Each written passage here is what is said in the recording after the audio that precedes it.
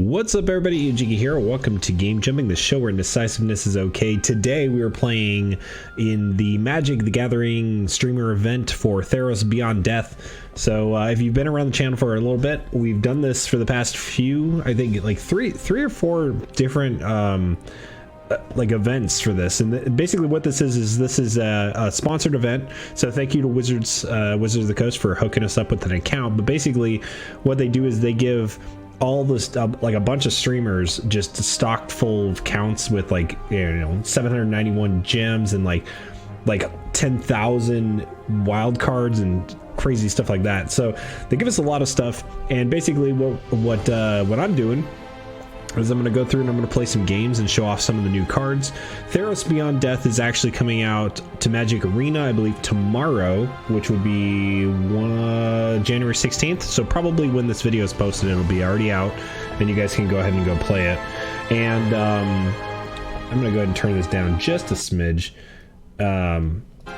Yeah, so you guys could probably go play it right now if you wanted. But also, Theros Beyond Death is coming to Paper Magic this weekend, I believe. No, not this weekend. This weekend is the pre-release, and then I think next weekend is when it comes out. It always comes to Magic Arena like the weekend before, so you get a little sneak peek at that. Basically, what we're going to be doing today is we're going to be playing a lot of sealed and probably some draft. Normally, I don't get a chance to play draft because they usually have draft like in the afternoons, and I stream at night. So we'll probably play a little bit of draft as well. And then, yeah, we're going to do that, and it should be fun. Let me go ahead and adjust this here. So let's play sealed first, and the main reason why I'm going to be playing sealed before draft, even though I normally don't get a chance to play draft, is because I haven't really been keeping up with Theros Beyond Death. I saw some specific cards because I play a lot of Commander, which is not a Magic Arena. It's Paper Magic, right? So I kept up with some of the specific cards for that, but set as a whole, I don't really know a whole lot about it. So we're going to be reading through a couple of things. Sealed is by far the best way to do it. If you guys are going to go to an event in Paper Magic as well, sealed is where what you're going to be doing. So we're going to open up 6 boost packs, make the best deck we can out of that, play a couple of this, and then maybe do draft and see if we can draft some things. I don't know if we're actually going to play draft or not. I might just play sealed the entire time, depending on how confident I am. So let's just purchase the items and go through and see what we get. So let's do it. We got a lot of sagas up here. So Theros Beyond Death is loosely based off of like Greek mythology and stuff. The whole Theros block, sort of like that. So they brought in like sagas, which were a type back in like Dominaria, and then also they brought back the gods. They have demigods as a class now. So they have a lot of different like. It's loosely based on that, so we're gonna read through some stuff and see what we can do. Okay, so in sealed, usually you want to try to have a heavy creature. They have a lot of enchantment creatures.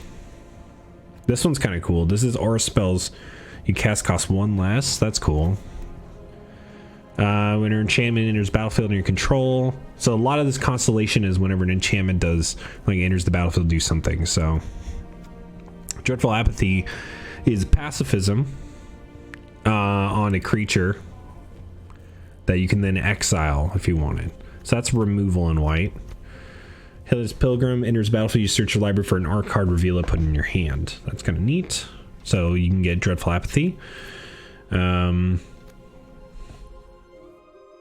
guess the question is, I kind of want to see what we have the most of color-wise, and then gonna go from there. So white,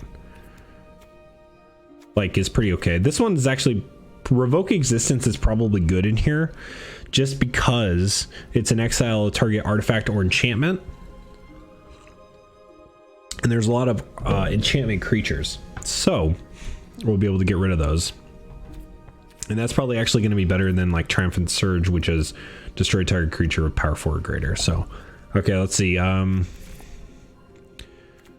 Let's see. Blue. You have a fair bit of blue. But we also have this, which is a powerhouse. Yeah, this is crazy. This Kiora Best Sea God. We might have to play blue just for this. We have a lot of blue. Yeah, we have a lot of blue. So maybe we play blue with something here because that's crazy. And then also this is a flash enchantment. So you can play it at the end of the turn to scry 2 and then draw a card and then scry 2 again. So that's pretty good. Memory drain, counter. I don't like playing counter magic, but I will play it if I have to. This is draw, and it's like just a dude.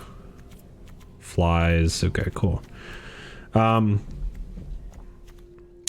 This one's cool. Brine Giant.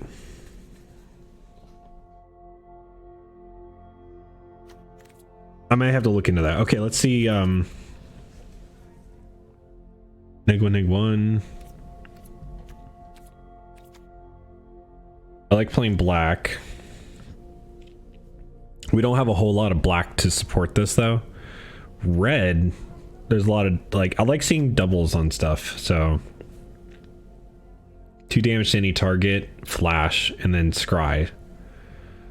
That's kind of cool. The omens are kind of neat actually. We have Omen of the Sea. And then Omen of the Forge, just kind of pseudo removal. Escape is a new keyword. So escape basically, you can play this card from your graveyard for the escape cost, which is usually a mana cost, and then exiling any number of other cards from your graveyard. So this one is 2 in a red, and then exile 2 other cards from your graveyard to do this effect again. And then of course with like instants and sorceries, this is going to escape from your graveyard and then go back immediately to your graveyard, and then you can do it again if you wanted. So this is like recurable creatures there, which is kind of neat. Like we got a lot of red. It's looking like we could go is it with red and blue. Maybe. It's not normally what I do, but like this is a lot of removal. So we can use red for the removal. A Crow in War. Gaining control of a target creature is cool. And that's like for 3 turns. So that's unless they exile it, which is pretty awesome. Yeah, I like that. Green. This is some ramp. That's kind of cool. Omen of the Hunt. Looks like most of them do the scry ability. Return to Nature could be really good. It looks like we didn't get any like, I'm trying to look for bombs. Like usually if you get like some sort of titans or something, like this guy's big, but he's not a bomb, right? Bombs are like the ones you want to build your deck around, right? So they're usually like the gods or like the your rares and stuff like that. This one is kind of whatever. This one's interesting. This one's one of the new legendary cards.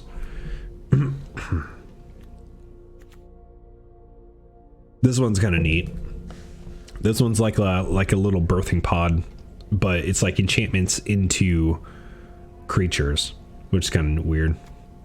Unknown Shores, a little bit of mana fixing, could be good. Alter the Pantheon. Devotion's a mechanic that came back, so that's how many it counts the number of pips that you have in your mana cost of a certain color. Gallia, the Endless Dance. Don't think I have enough Satyr support for that, but this is just a 2/2 haster. So if I were to go red green, that's it. Well, it's a bit light on bombs, so that's unfortunate for this one. I think my gut feeling is to go with like red blue, and then we'll just go from there. Like this is about as much of a bomb as I feel like I can get. And also a Crow in War seems like it could be pretty good. Those are both like rares. Oh, we have Tectonic Giant. I didn't even see this one. This is a rare. So a 3/4 for 4 is pretty good. Whenever he attacks or becomes the target of a spell an opponent controls, choose one. Either deals 3 damage to each opponent, which is good, or exile the top 2 cards of your library. Choose one of them until your next turn you may play that card. So that's a little bit card advantage there. Obviously, when it becomes the target of a spell an opponent controls, is most likely going to be removal, so you'll get like a one thing. I'm gonna throw that one in though, because that guy is good. I think he's good at least. Let's go ahead and throw some of this. Triton Wave Rider I think is going to be good. This is a 3/3 whenever an enchantment enters battlefield against flying, but it's good. This one is enchantment enters battlefield and you can draw a card if you discard a card. Maybe. I don't want to go more than 2 colors because we have a lot of stuff that like, well, we might not personally have a lot of stuff that deals with devotion, but it's good anyway. Stern Dismissal, return target creature or enchantment to an opponent controls to its owner's hand. That's just going to be good removal. Speaking of removal, I think we do want to let's do red blue here, make it easier. Omen of the Forge I think is going to be good. This is just 2 damage to a target, and then it can sit out as an enchantment, and it triggers our enchantment stuff, and it's scry if we need the scry ability. So I like that. This one's kind of neat. This is a 1/3, but it's got a like a looter effect. Not a looter, it's a, there's another term for red. It's like by discarding a card and then drawing a card. I forget what it's called. But, and it's also an enchantment creature, so it's not bad. It's a 1/3 though, so it's kind of like that one seems kind of meh. At the beginning of each combat, if you control a creature power 4 or greater, Stampede Rider gets +1/+1 to end of turn. I don't know if that's going to be relevant. We could potentially with Brine Giant. I'll have to see about Brine Giant if we're going to put him in, because it'll depend on how many enchantments we have, you know, if it's worth putting that in. Shoal Kraken. That's the one that we saw before. Lead Instructor. Enters the battlefield, draw a card, then discard a card. That's not bad. 2/1 Fish. Whenever you cast the first spell during each opponent's turn, you may tap or untap. So this one is like on the flash, like doing flash stuff. And that seems pretty good. Let's play Omen of the Sea. This is instant draw. Wow. Exile 5 other. That's, I mean, I guess if you're trying to draw a card, but still, that seems a bit much. This is flying. Evasion is super good in this stuff. So return up to 1 target enchantment you control to its owner's hand. That's really good, because we can get our Omen of the Forges back and just trigger that stuff as well. So I like that. This is just a 2/5. Maybe could be good enough. We don't have a lot of removal now that I think about it. This is the only problem that we're gonna have, is not have a lot of removal, so we may have to run like Memory Drain.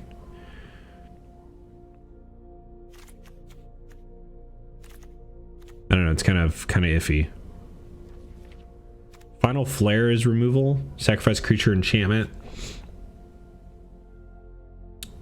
Yeah. You want to prioritize like removal too.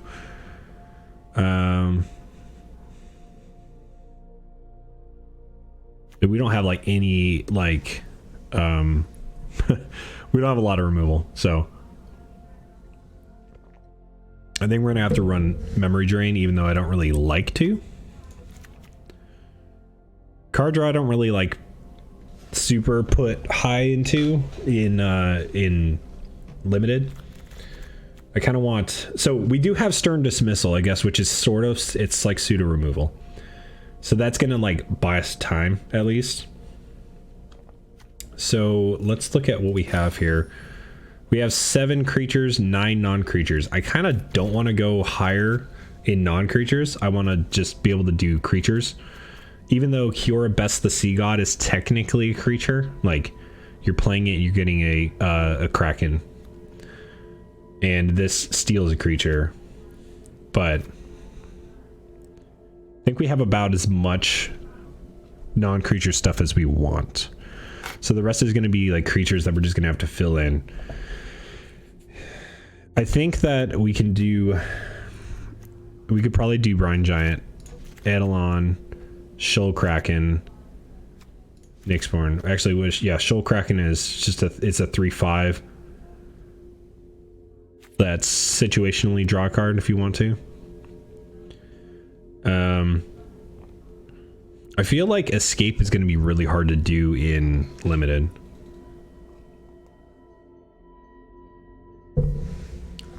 Elite Instructor we could probably run. There's a lot of card draw in this set. At least I'm noticing. So we get 3 more cards. We kind of want to just run. This one's just like a big dude. This guy's like a big dude. Basically, this is just saying he can't block. This is just saying it's a 4/4 with reach that can't block, which is pretty okay. And then we could do Stampede Rider if we want a 2/3 trample that could potentially get bigger. It's not bad. 2/3 for 3. This also has Flash, Aspect Manticore.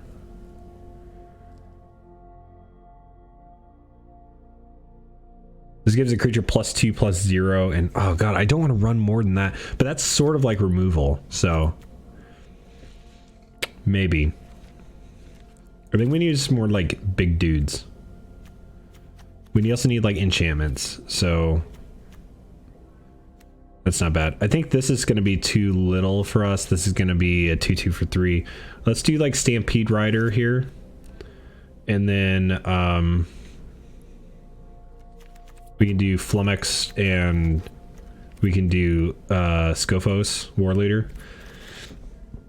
And then I'd like to try and do Aspect of Manticore in here. We have 14 creatures, 9 non-creatures. Wait, how many lands are we running? 17, that's kind of normal. And it's been a while since I played Limited. Our 4 slots are pretty hot right there. Alright, let's take a look at our non-creatures. Stern Dismissal is going to be good. Maybe we get rid of Omen in the Sea. It's not removal. Basically, we're replacing it with Aspect of Manticore. The card draw is going to be kind of neat. Memory Drain, I don't like playing. Like, I don't like playing counter spells in general. But counter target spell Scry 2 is really good. Like, it's really good.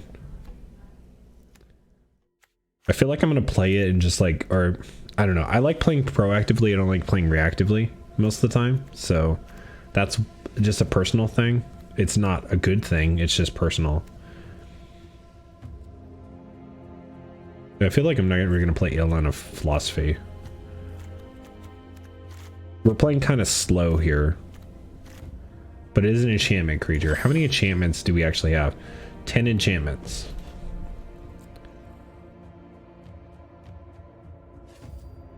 That's pretty good. I mean, we're not really sacrificing any of that. I don't know. Maybe we get rid of Eidolon of Philosophy. It's a creature, though. We want to have a high creature count, regardless. So I think if we're going to like duck anything out, it's going to be something that is not. I'd ideally like to. I'm going to get rid of Memory Drain. I don't know. I don't want to play it. I'm probably going to regret it when they play like a big old, you know, god or something, but I don't care. We'll just go on to another game. Like, I'm playing this like, you know, if we do fail this, we'll just, you know, drop the sealed deck and do it again. I don't care. Let's get to the to these dudes. Aspect of Manticore. Boom. That's gonna give us like you know, more pushing power for our creatures, and also it's a neat little combat trick because it's got flash and it's an enchantment. So yeah, I like it. All right. Any land that we want to run or artifacts? Altar the Pantheon. Your devotion to each color, each combination of colors increased by 1. I mean, that doesn't really help us. And then Unknown Shores is good mana fixing, I guess. But I don't think that we'll need the mana fixing. Might as well run it, though. And then go 8/8 and Unknown Shores. Yeah, that'll be fine for, like, mana fixing. Alright, let's try this. Let's just do it. Again, if we do terribly, like, we'll just, like, make another one. So, I don't know. Also, huge shout outs to all of the streamers and stuff that we play against in here. Make sure you go check out their streams if you can find them. Sometimes these streamers don't have like what they go by on there, so. Well, this is pretty mediocre. If we get rushed, we're gonna be in a bad trouble. But like, if we can draw into a land, I think we'll be okay. I think we need to draw into a land and hope that they're not playing like red-green aggro or something, you know? Let's try it. We'll keep it. That's a lionfish. That's pretty good. Good lionfish into aspect of Manticore. They were playing like red-green aggro. Oh my god. We had to call it there.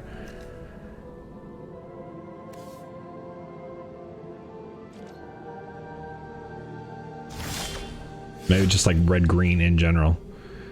Alright, let's do this. It's probably gonna get like removed, but we'll play it anyway.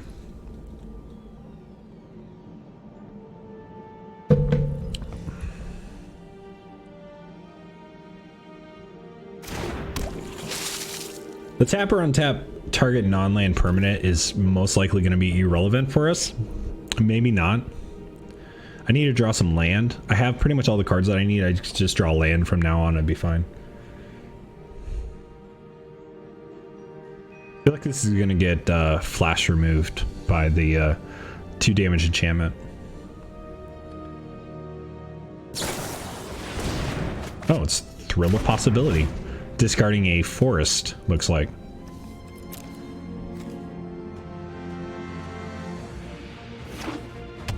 Ooh, playing 3 colors. Nice.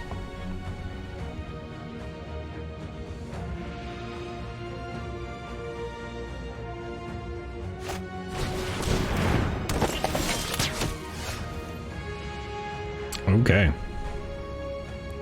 When an enchanter enters the battlefield, gain 2 life. Interesting.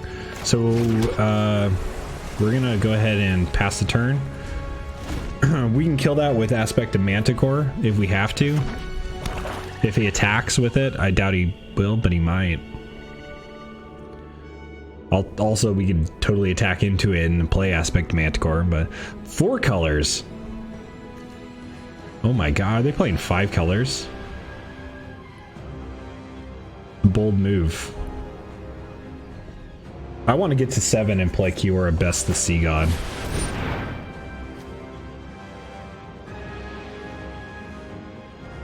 Oh geez, okay. Well, that's the thing.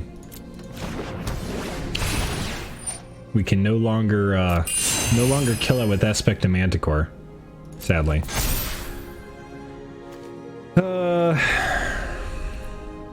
Bummer. I think we still play Aspect of Manticore though. And we just don't play it as a combat trick.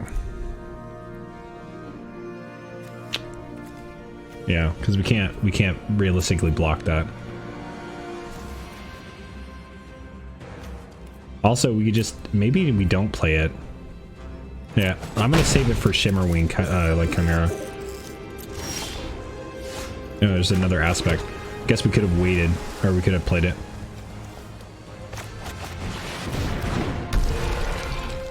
Alright, let's go ahead and attack.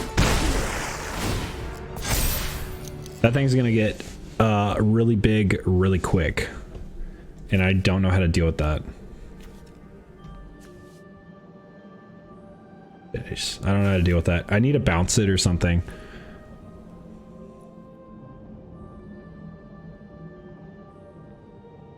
Or like gain control of it. Like if I draw like a Crone War or something. Also, Cure Best of Sea God would be a thing. Ah, there's a Crone War. Okay, well shoot.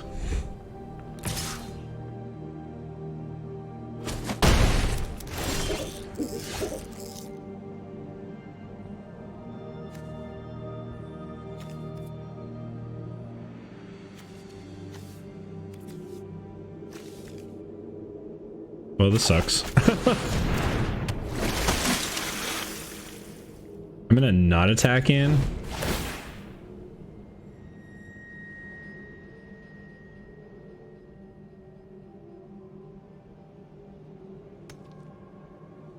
Oh my god, is he just gonna bounce a Crone War and then play it again and take all my stuff?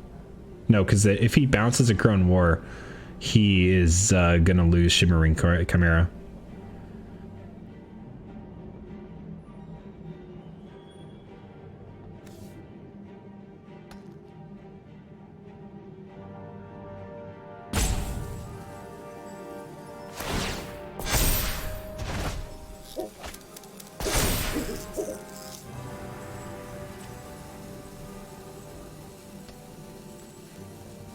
It forces to attack in.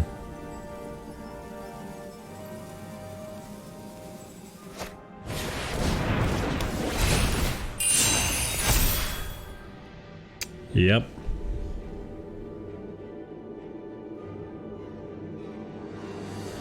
So if he attacks here, we might as well... Okay, so we're going to be forced to attack here.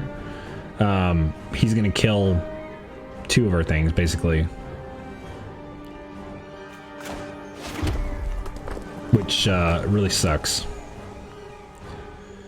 We need to be able to play a dude that can block Nexus Wardens. Yeah. So we can play one of these. I can also play Scophos War Leader. I think we just need to play Stampede Rider. Well, if we attack first... He's gonna block one of those. He could block. He's gonna block Shimmerwing Chimera and. All right. Let's just play Stampede Rider. Yep, and then we have to attack. Looks like he's gonna do the block and kill two things, maybe. Yeah, because he doesn't want to give it back.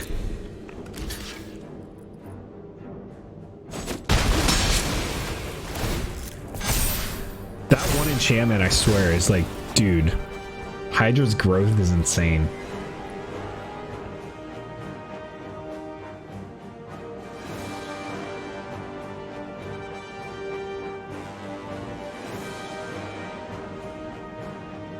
But the thing is, like, we can't even, like, deal with that, you know? Like, we could deal with it with Cure Best of Sea God, but we basically have to draw... Oh, see, we have Corphos. Which we didn't even get any god. Wow. So it's some mana ramp or 2 damage to each opponent. And they gain life.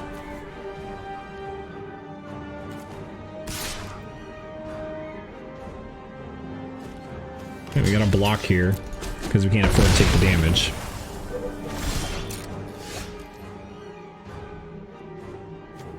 So we could do Eidolon, and we could do Scophos.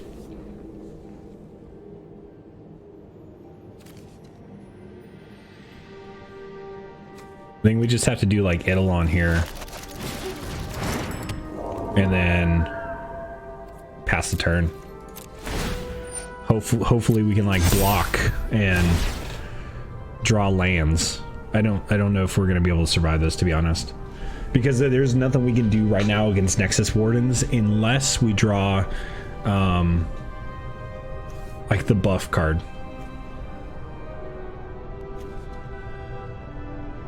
This is crazy. This is gonna be a 40 something next turn. Yep.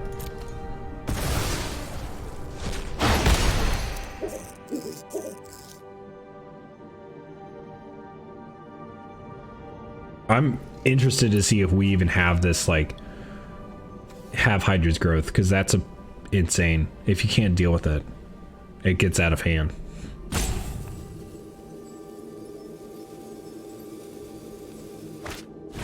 Like, good on them for playing 5 colors and stuff. But whoa starter.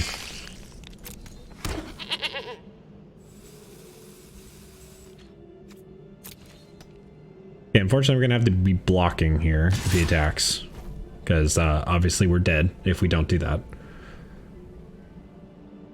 Yeah, but good on them for playing 4 colors, maybe 5 colors. Who knows? Okay.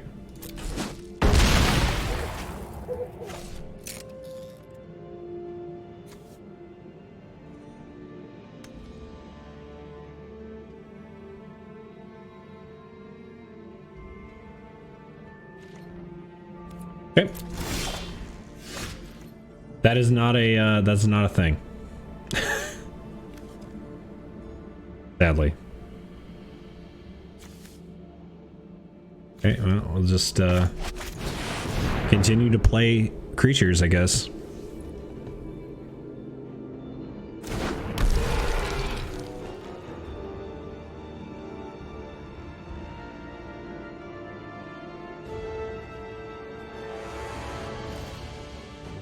Might have to rethink that. Like, if we have Hydra's Growth, I will totally switch the colors. Or we just, you know, play one more game, then concede, and then draft a new deck.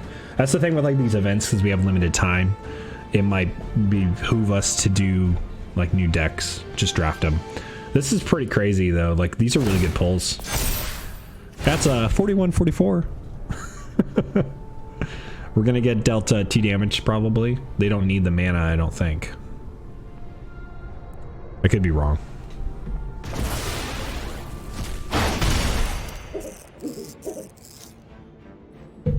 Yep.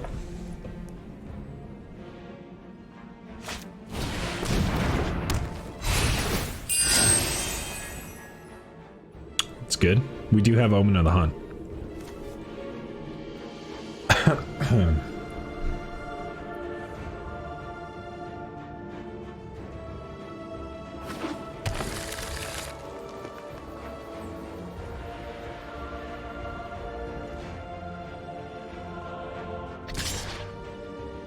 Alright, we got a block here.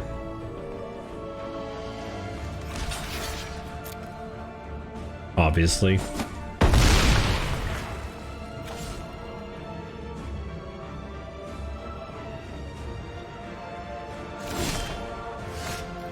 There's a stern dismissal. So, like, that'll help us survive, sorta, kinda.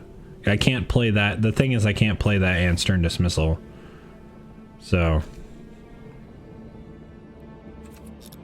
Okay,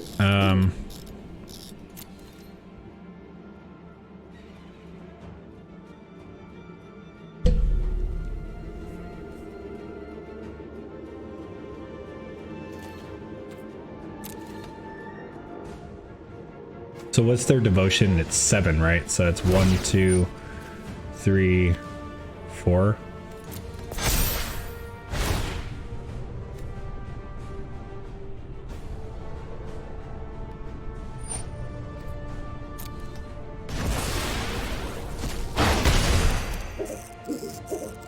I don't even know if they needed to play blue and black in their deck. Like, red and green seems like it's all they needed. Oh, and they got Perforos too. Well then.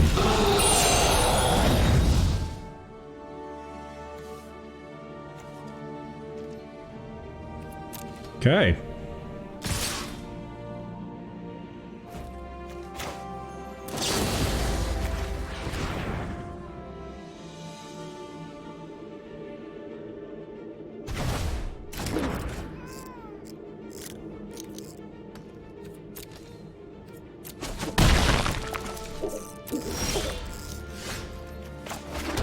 This might be a little late for that.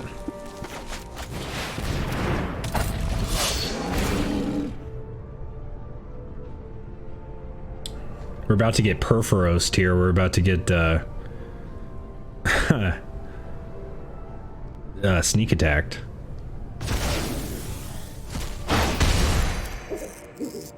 There's a slight chance if we are able to draw another land next turn and play Kiora.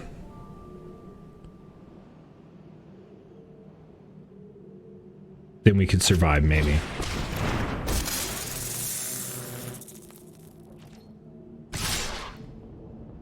Yeah, it's got haste. So we have to block on Woe Strider, which sucks because they've got aspect on them.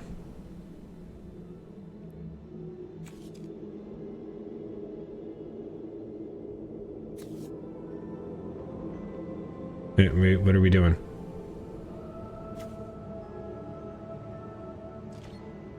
Okay.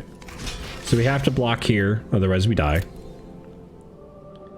We'll still probably die next turn. Even if we play Kiora, we will die next turn because 2 damage from this plus the Moss Viper, which we can't block with the Kraken. Or we'd have to block with the Kraken, I should say. And actually, we'll still die next turn anyway, so. Yeah, so even if we play this, yeah, I don't think it's going to be enough. Is everyone just allowed to use the new cards? Yep. So basically the accounts come with, we're just going to concede this one. The accounts come with,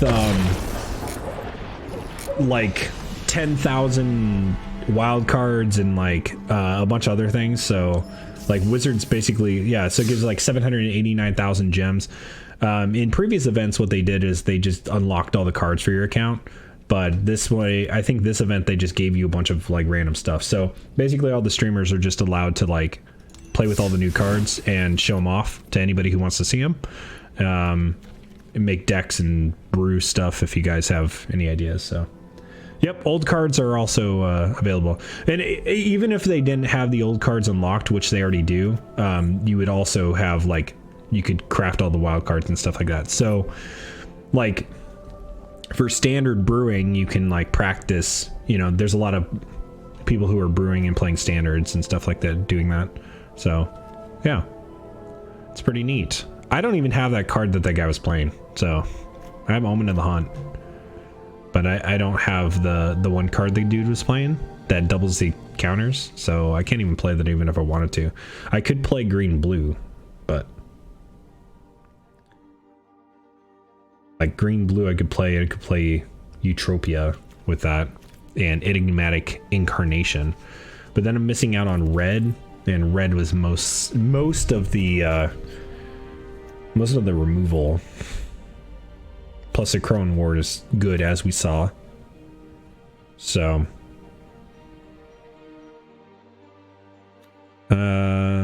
target enchanted creature or enchantment creature you control gets +1/+1 to trample. Like we could mix in green instead of red if we wanted to. Like other creatures you control have trample, that's kind of cool. But like I don't know if it's gonna be that good. This is the Binding in the Titans. This is the one he played. This one is enters the battlefield, enchanted creature fights. So that's kind of pseudo removal. And they get more toughness. We have removal here for Mystic Repeal. Death Touch. What are we missing out on by getting rid of red? This one. Scophos. Tectonic Giant. Honestly, I think we go green. All right, let's change this up a bit. Let's change it up. Instead of going red, we're gonna try green. Try green blue. And that's some mana ramp. That's kind of a removal. Return of Nature is obviously a removal. There's a lot of enchantment in here, so that's going to be pretty good. Omen of the Hunt we can now play because that's going to give us some ramp. Don't really want to do that. Combat on your turn, target enchanted creature. Since we're playing this, we can play Eutropia, twice favored. That's good.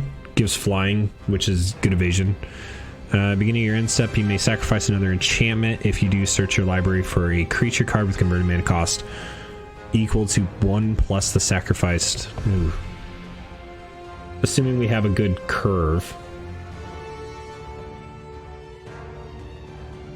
I wish it could search out enchantments because then we can get Kiora, Best the Sea God. Basically, Kiora is like the only bomb that we have. So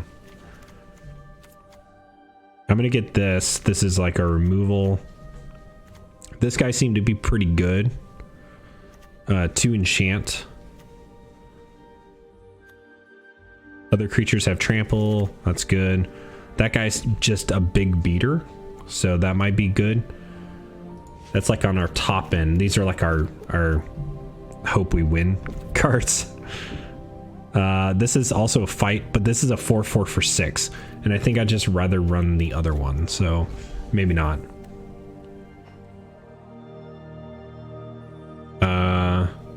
This one's okay. Nyx Herald.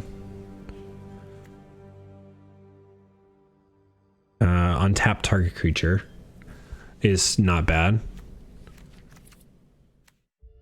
I don't want to run Binding of Titans here, I don't think. The Return to Nature could be good, but it's kind of like there's a lot of enchantments. Let's see. Last game, it would have gotten rid of not this guy, but it would have gotten rid of the doubles. It would have gotten rid of... It wouldn't have... This is Destroy, so it wouldn't have got rid of the gods that they had. Mystic Repeal, though, would. I think that's good removal. I think I'm going to count that as removal. And we need more creatures. I think we need more creatures. How are we on? Non-creatures, we're at 7. I like to be around 7, 8 on non-creatures. So we could do potentially one more non-creature. We could do first a row in games if we wanted instead. That seems pretty good. Like we'll just throw a row in games in.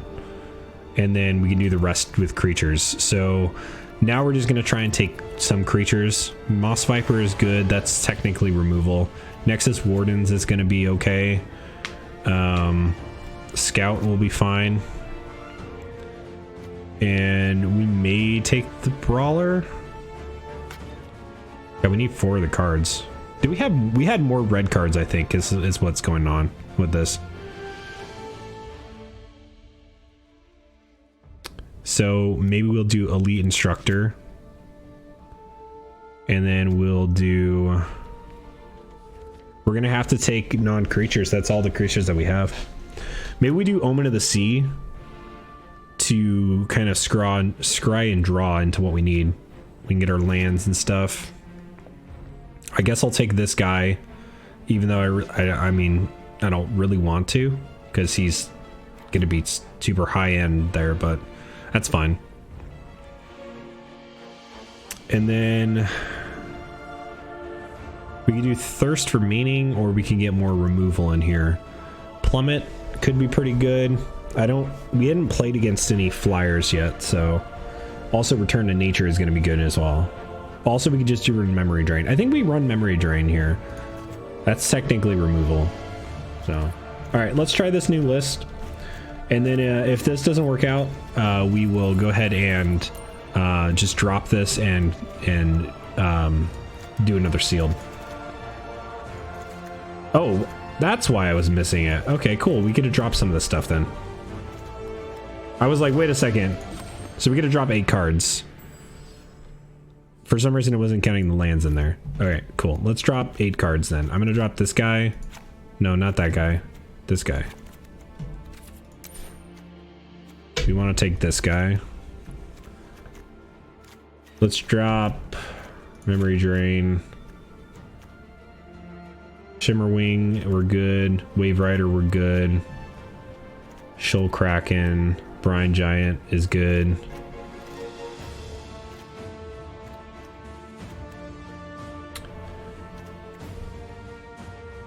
Guess we'll drop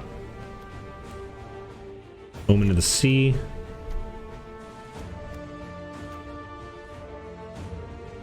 Now we're having trouble like dropping cards. I wish I would have realized that I was missing the lands. Omen of the Hunt's fine. Rowan is good.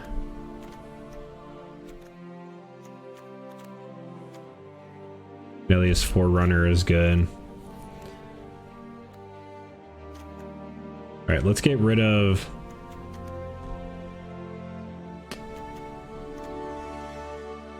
Get rid of Eidolon. Lead Instructor is going to be fine to help us filter out some stuff. Tower Scout is just a 3/3 for 3. I think that's good enough. Stinging Lionfish, we're probably not going to be casting spells that much on their turn. Is it good as a 2/1 for 1? Probably. I have to drop 4 creatures. Preferably not enchantments.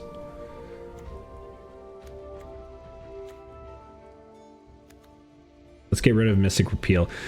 Mystic Repeal is going to be able to deal with our God problem, but then again we have Stern Dismissal as well. So let's drop that. This is Death Touch.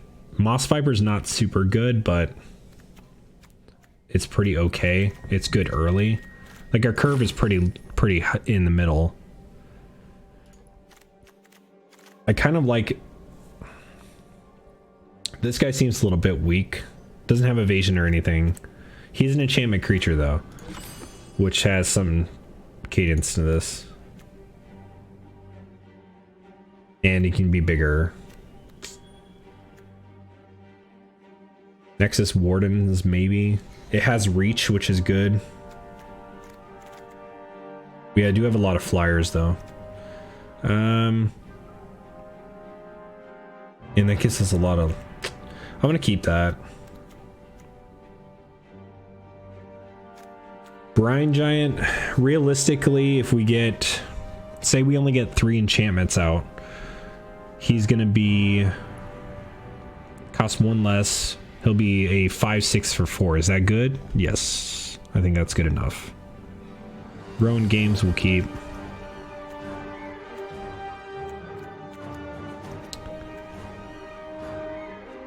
I don't want to... Man, those are good to have early game. Maybe this guy's just too big boy. Like 3 greens hard, maybe. I feel like I need it though.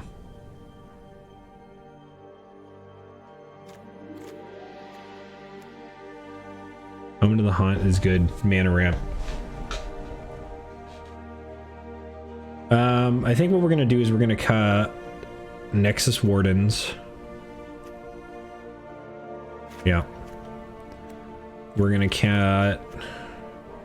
I want to keep this one, Caratid.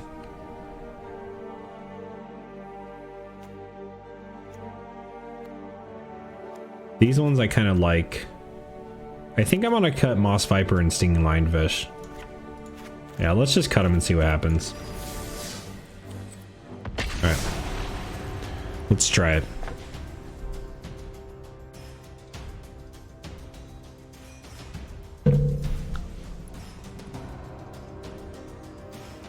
I don't know that we got like a super good pool. I'd like to play the Kiora spell, but we'll see. Maybe I'll just drop into another limited event, or another open up 6 new packs or something and see what we get. I'd like to play with a god too. Like, we didn't get any gods to build around. That other guy had 2 gods to build around.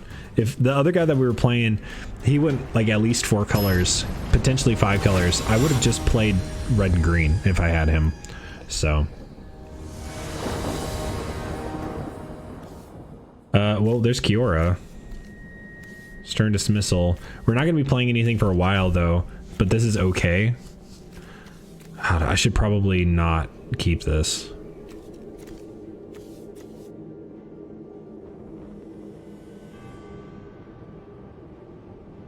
No, I can keep it, whatever. We'll just try it. So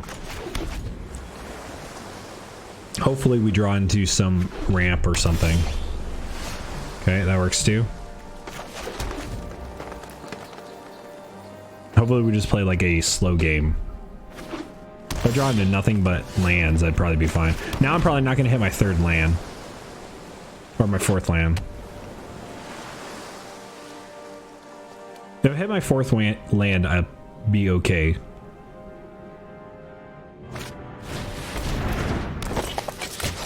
Okay, there's Nexus Wardens. Nice.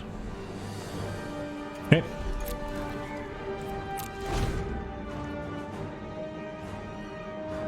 So we need to have a fourth land here. For Wave Rider.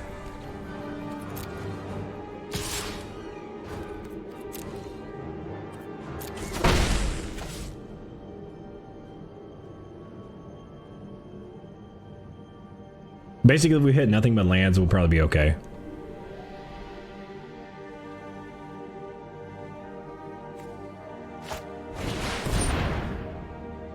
Here's a Wave Rider.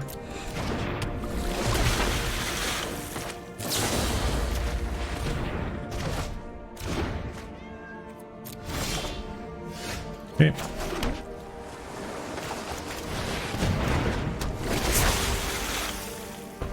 There's our Wave Rider. Ideally, we draw another land I can play Forerunner. Would be really cool.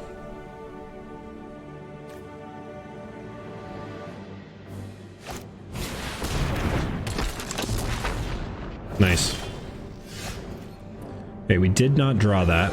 So we're going to play Shimmerwing instead. And... yeah.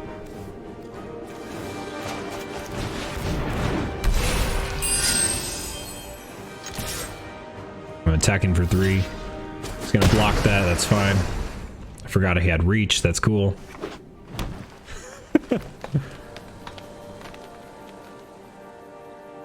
So if we get our other Shimmerwing in play, we can change Shimmerwings back and forth. Like bounce each other, bounce the Shimmerwings if we needed to. I don't know if that's the best play, but that's a thing. Ooh, okay.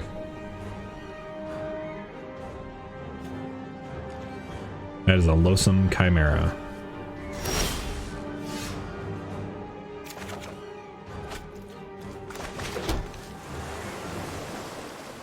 Okay. So I think right here we need to do Forerunner and then swing in with the flyers. Yeah, let's do that.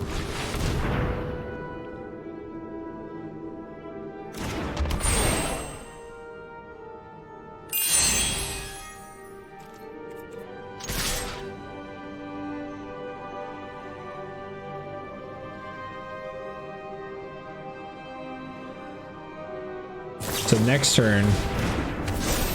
Oh, damn.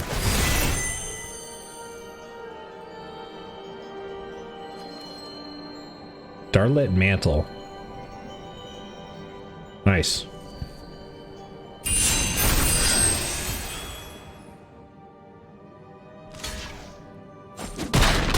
I'm actually okay with him killing the Shimmerwing because we would have had to bounce our Forerunner next turn. Maybe let it through.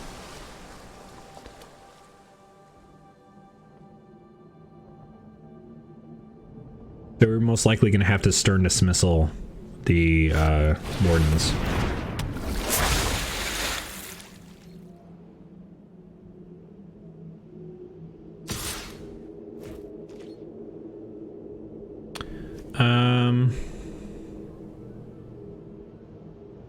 I think I let that through now.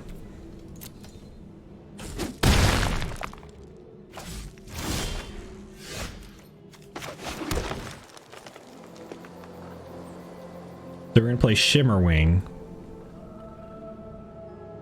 And then Stern Dismissal, I think.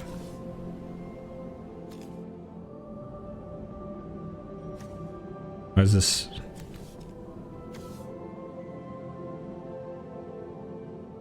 I think it's trying to count for the scout.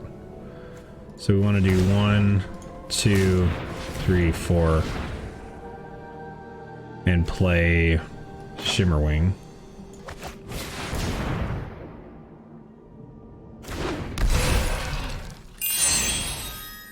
Then we're going to dismiss Wardens.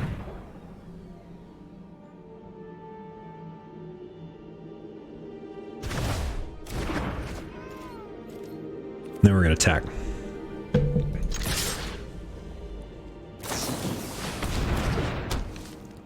Alright, so we're going to get a plus counter.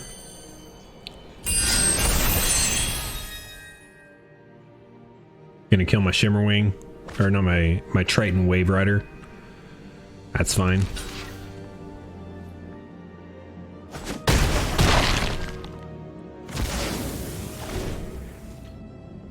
If we get another land, we can play Kiora, Best the Sea God, and then keep bouncing it with Shimmerwing.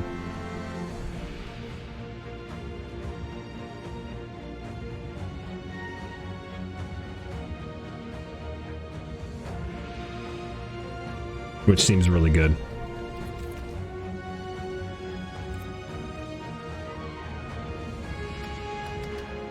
We have to survive till then, though.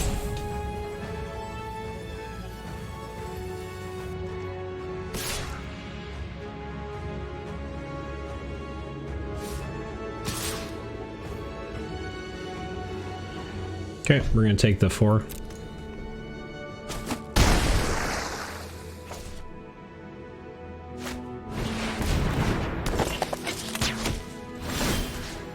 Okay, we're gonna bounce our Forerunner. That is a Unknown Shores. Alright, let's do it.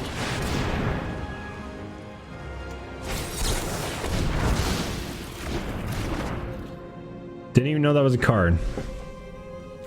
Okay.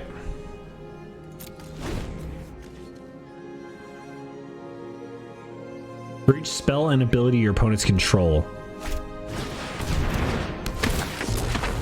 That is a weird wording on that.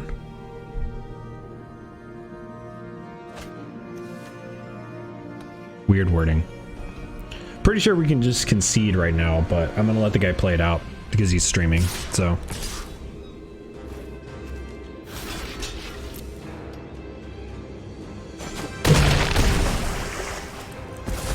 I always try and give the benefit of the doubt for people who are streaming, like.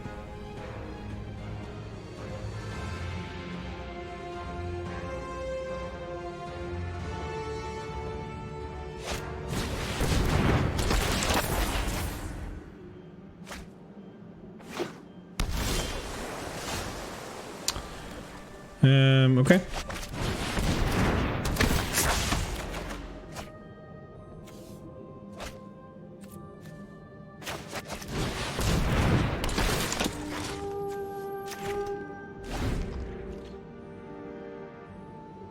I don't think we can come back for this one, but like I said, I'm going to let him play it out.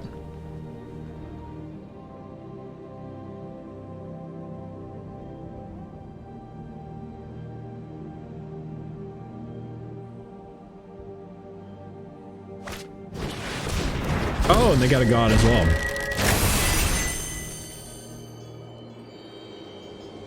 Would have liked to see the animation for Kiora, Best the Sea God, but I think we're just gonna go into the next it's like sealed event.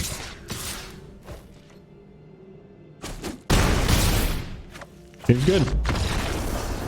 GG, Geek Luke G. Alright. Let's go ahead and open another sealed. Because we're not doing very well. Alright, clean prize. Cool. Let's do another sealed. Hopefully we get some bombs this time.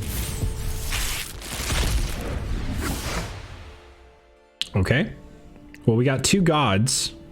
Looks very much like we're playing black red with just this, but let's see what happens. Okay, so can we sort by our rares and mythic rares? Yeah, so we got like Nylia and then Erebos. That's pretty good. Shadow Spear gives +1/+1 as trample, lifelink, and permanents you control lose hexproof and indestructible until end of turn. That's very good. Lure the Unknown. Field top 6 cards your library and opponent exiles a non-land card from among them, then you put the rest in your hand. Then that opponent can cast that exiled card without paying its mana cost. That seems like a trap. Seems like a trap. Let's do a quick look. White.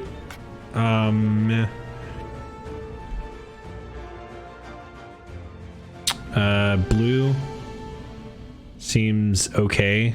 There's a lot of Omen in the Seas and stuff. Do we have any red and black to support this? I really hope we do. We have some. Mirror Shield.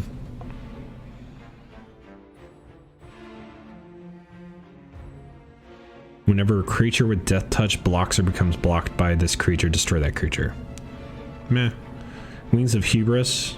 Equipped creature has flying. That seems pretty good. And then sacrifice it. Equipped creature can't be blocked this turn. Oh, so this is like Icarus's wings? That's not bad. I mean, giving something flying. Do Unknown Shores. Maybe we'll do that. Let's see what we have here. Final Flare seems pretty good. This is you can destroy an artifact. This guy is power equal to your devotion to red. Okay, so he comes in as a 2/3. Whenever Annex or another non-token creature you control dies, you get a 1/1 satyr with this creature can't block. If the creature had power 4 or greater, create 2 of those instead. That's not bad. Let's throw him in. Underworld Ragehound. 3/1. Tax each combat fable. Has escape. Escapes with a +1 counter on it. It's not bad. Nyxborn Brute. That is a 7/3 for 5. Okay. Let's throw him in.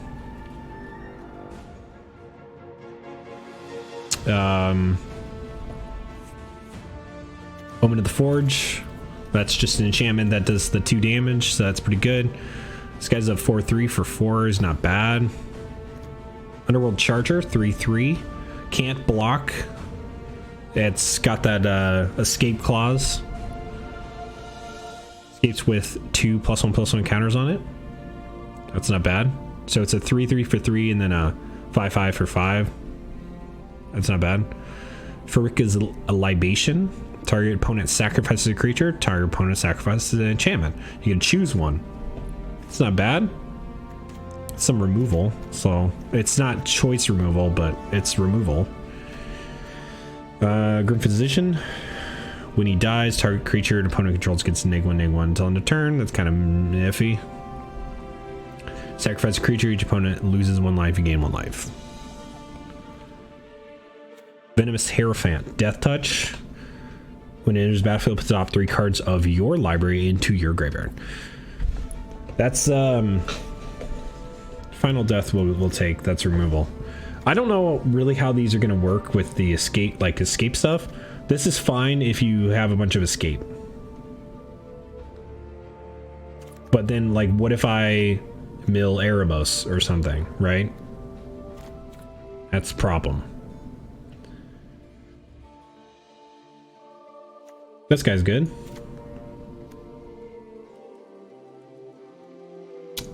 When Blight Breath Catoblebius enters the battlefield, target creature an opponent controls gets -X/-X on a turn where X is your devotion to black.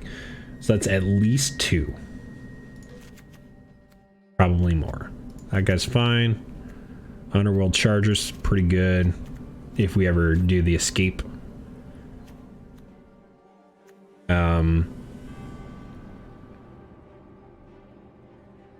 Portent of Betrayal seems pretty good. Gain control of target creature until end of turn is always good. Untap that creature, gains haste. Flummox Cyclops is pretty okay.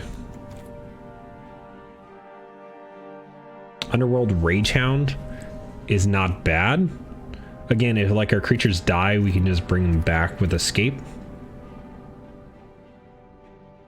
And it'd be a 4/2 for 4. I mean, that's not the end of the world. Basically, we would get rid of the creatures that don't have escape with escape. Wait, did I not get... I thought I got... Oh, I have 2 Blight Breath Cat... Wow, okay. Yeah, sure. Let's run those.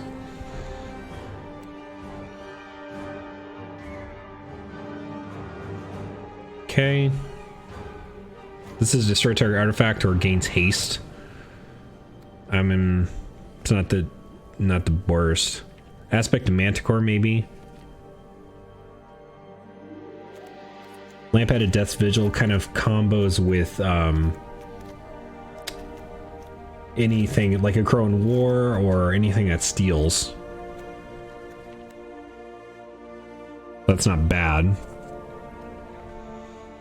I kind of want to run Venomous Hierophant, but at the same time, put the top 3 cards of your library in your graveyard scares me. It probably shouldn't, but it does.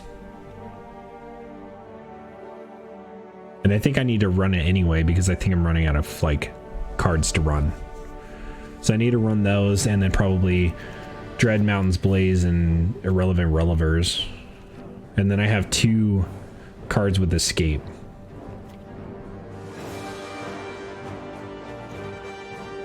I could also run Allure of the Unknown, but again, that scares me because if they get Erebos or any of this, like, that's a good card to like build around.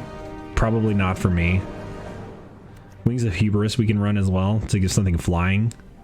Seems pretty good. So maybe we do 1 Wings of Hubris, and then we can run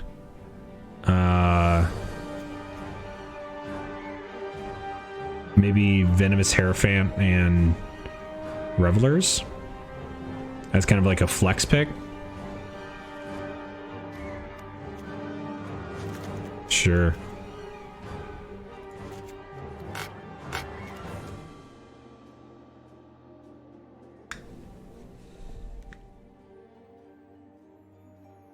Mirror Shield's kind of funny. I don't think it's going to be super good though.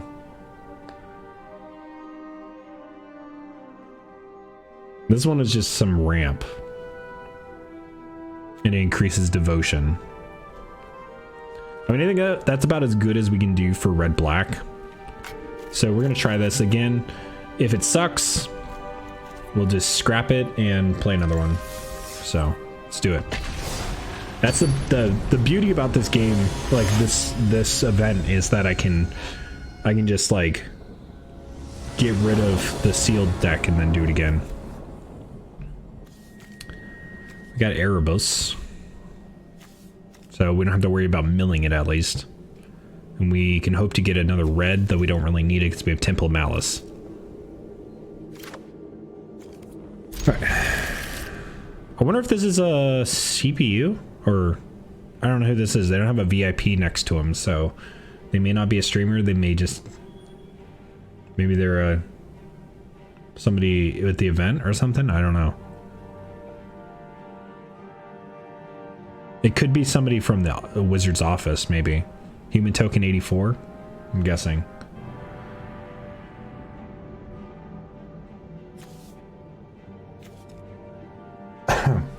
Omen of the Forge is going to be pretty neat too. And we could sacrifice it to use it for escaping. Because we don't really necessarily care about the enchantments.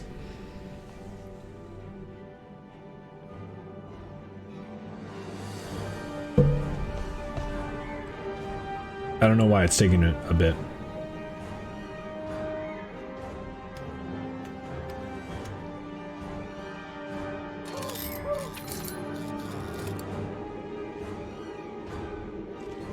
No, they were like mulliganing. Okay.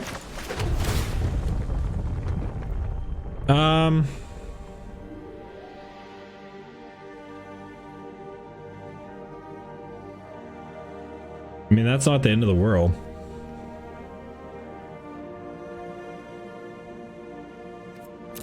I'll keep it. I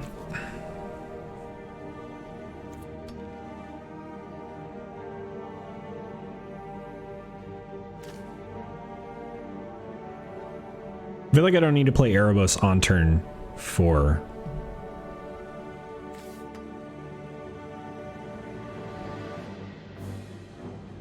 And play Hierophant or Flummox Cyclops.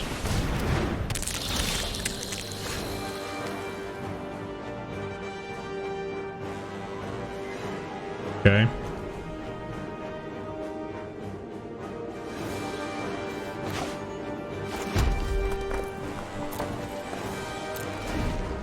Alright, we're gonna see if they play another creature, like a big creature, and then we'll probably Omen of the Forge it. They're gonna be smart and attack first.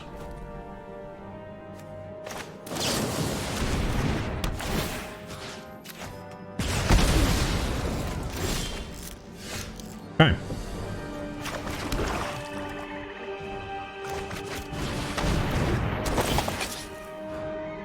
Give him haste.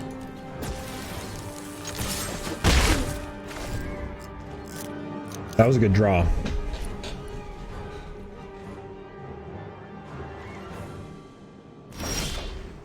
Oh, yeah, we drew into another land too. Sweet.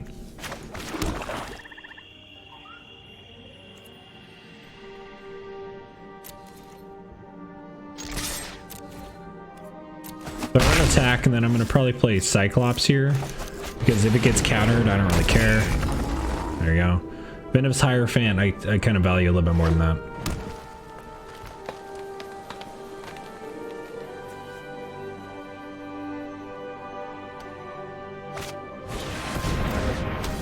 Nice. Ichthyoamorphous.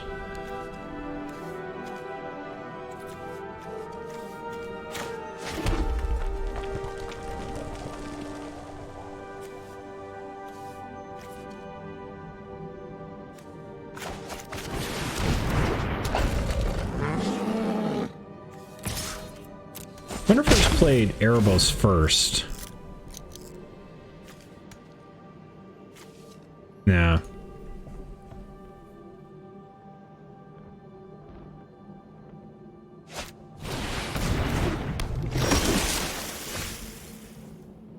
Okay. So we can play this.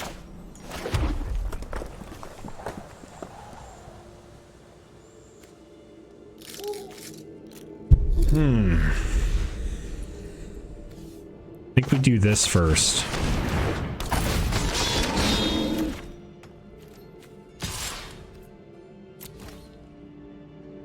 Next turn, hopefully, if they're not holding a counter magic, we can play Erebos and have a lot of flexibility there. Because then we can block with Flummox Cyclops and draw a card. Pay 2 life, draw a card.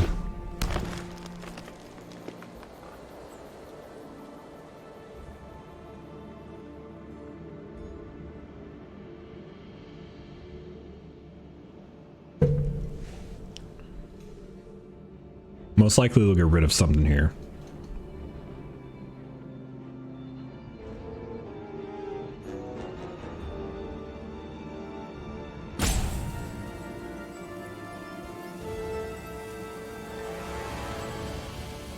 Definitely thinking.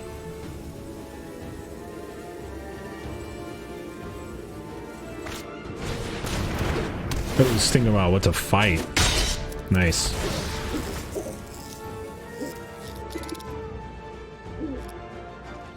The question is, does he have counter magic that he's holding up? We can probably like peek with it. If he's holding up counter magic, what is he most likely gonna get rid of? That's the question.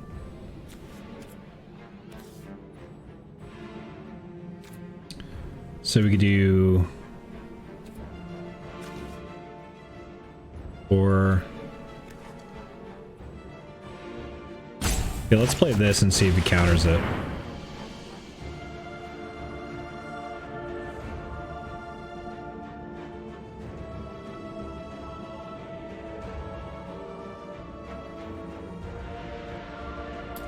Definitely thinking about countering it, so that's probably a good thing to test out with that. I would counter it.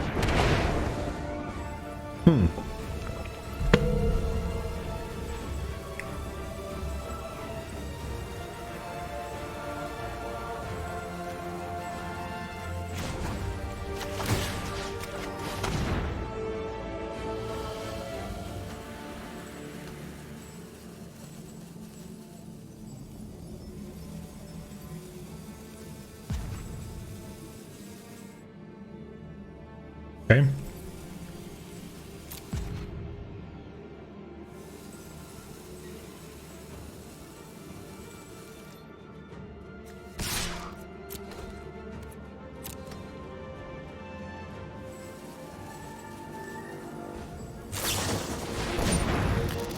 Flash flyer.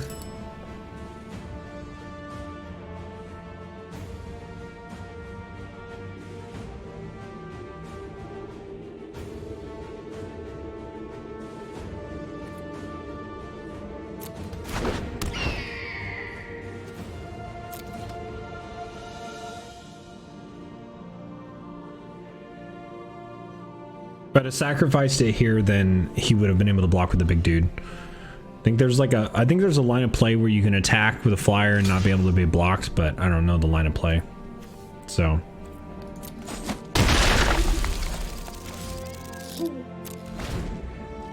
Okay. Put a stop on there because we'll most likely use Omen of the Forge here.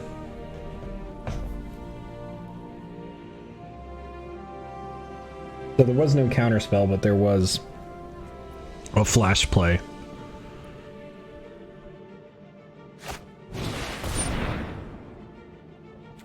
Okay. Again, they're holding a counter magic again. So...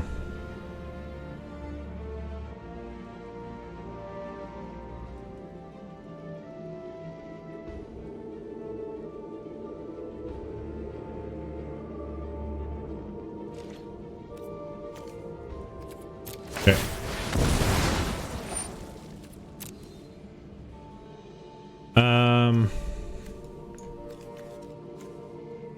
Yeah, that's good.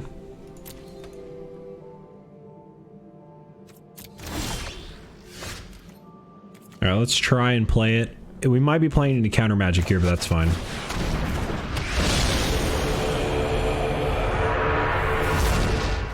Maybe not.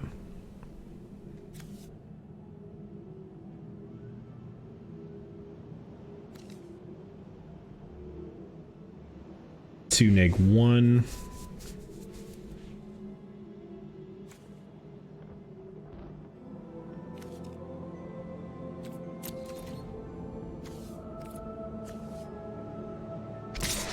Attack with him.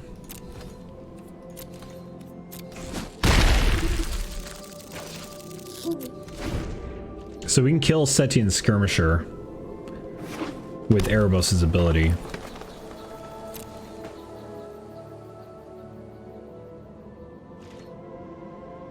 Okay.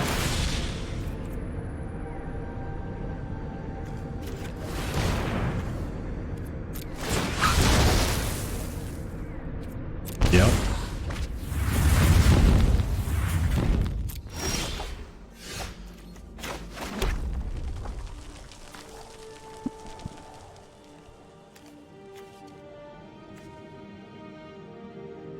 So this is 1, 2, 3, 4, 5.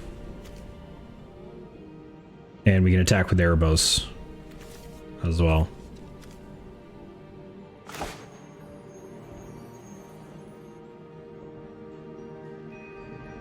Alright, let's play Nyxborn Brute first.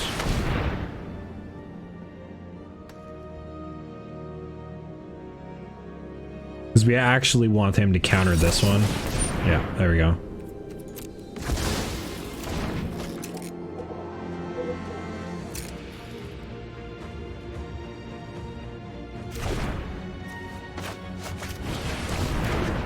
Surprise!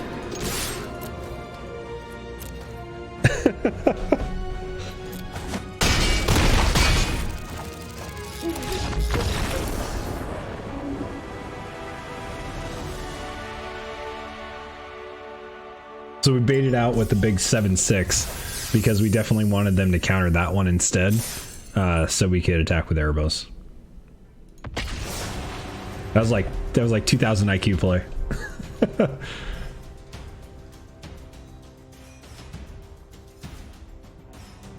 That was pretty cool though. I liked that quite a bit. That worked a lot better than like our other games that we had. Even still with this deck, we'll probably play like 2 or 3 games and then make a new deck unsealed. I mean, this is keepable. So yeah. Shoutouts to Tomorigi. If they're on there, streaming, definitely check them out. All right, let's play Mountain. I realized my cursor's not turned on, so you guys can't see my cursor from pointing at things, but that's fine.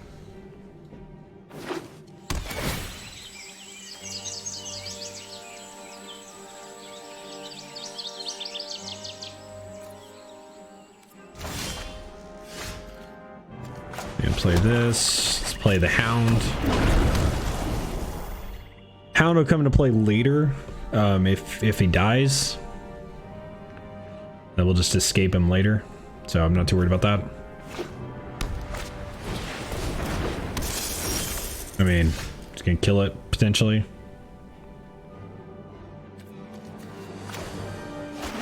Play Annex. And attack. If it dies, we're gonna get a Satyr, which is good.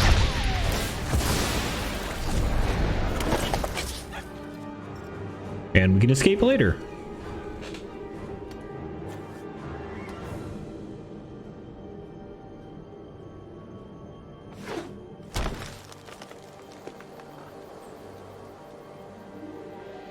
I'm actually curious if there's like an escape animation. Usually there's only animations with like rares and mythics. We play Flummox.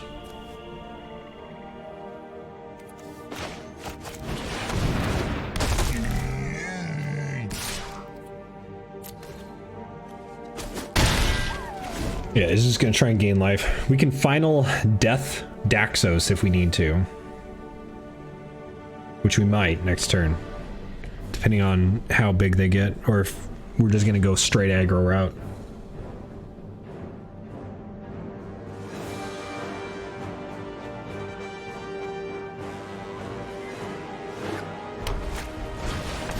Ooh, first one. Interesting.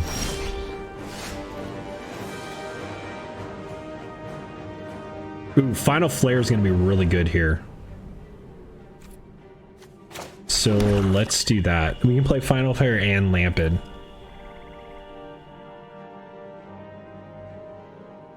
I think we need to Final Flare though in response to first a row in games. So we need to attack with both of these. Let's play Lampid first.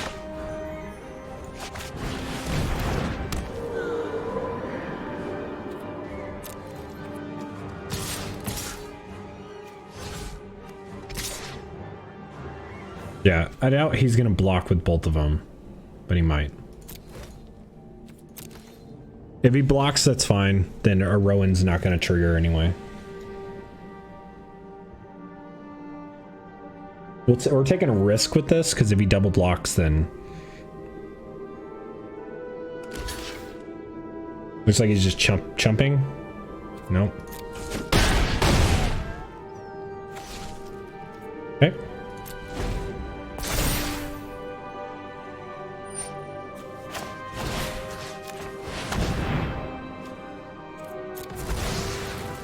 I'm gonna final flare that.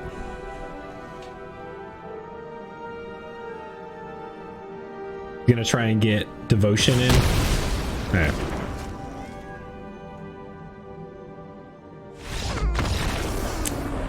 All right, we got him.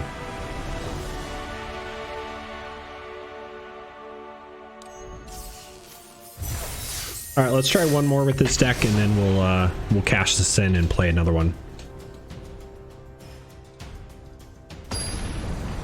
I'm interested to like do draft, but I feel like we would do really bad with draft. So, oh god, Mole, keep 6.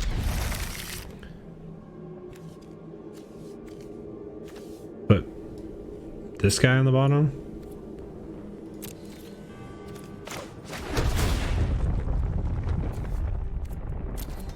Hey, it's too expensive for now. We need more land.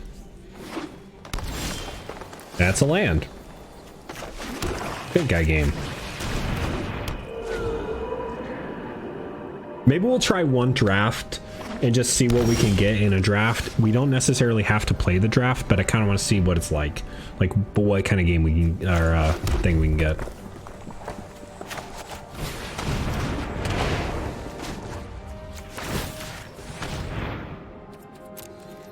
Sure. We'll deal the 1 damage flying.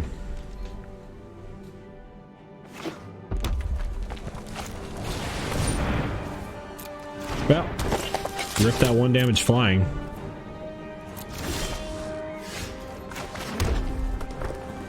We could totally gain control of that, but I don't know if that's going to be the best use of it. Yeah, so we're gonna wait on that. No decks. This is gonna block anyway, so.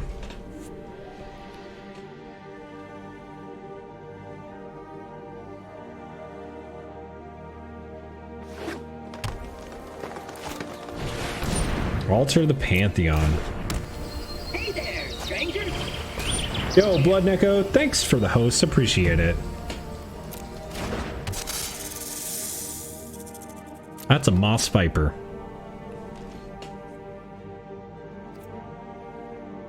I'm definitely going to take control of that. Alright, so this is going to be pretty funny. So what we're going to do is we are going to go play this. I am going to flip the wings over to Nyxborn Marauder and see if he blocks with Nexus Wardens first. And then if he doesn't, I think we're going to Crow in War to get the Moss Viper to kill something of his. It's going to be great. Okay, so let's flip that over to Nyxborn. Go to attack. See if he blocks with Nexus Wardens. See how much he values Nexus Wardens.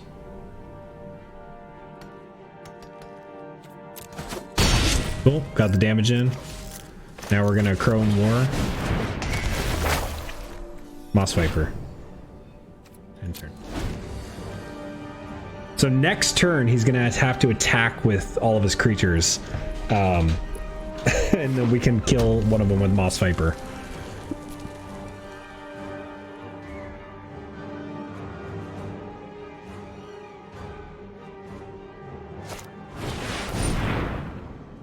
Alright, when it enters the battlefield, create a 1/1 Satyr token with this creature can't block. Whenever you cast a spell, okay. That's a little bit more worth it to kill. Now, I don't know if he knows the second clause of the Crow in War. Yeah. But he's definitely finding out.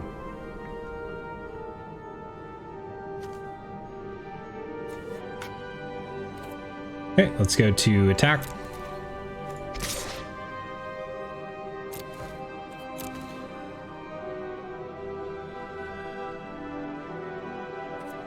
Damage.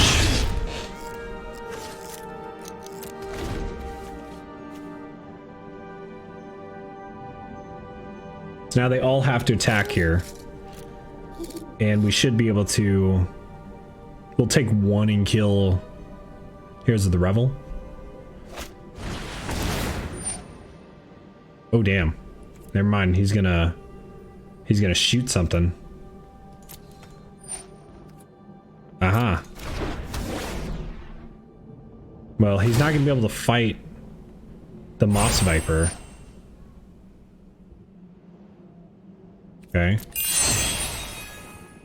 Oh, he's gonna fight Nyxborn. Okay.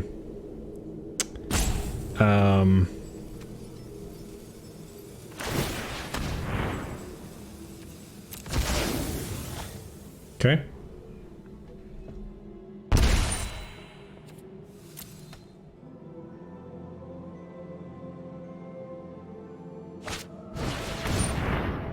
Damn. You can kill the Moss Viper with that.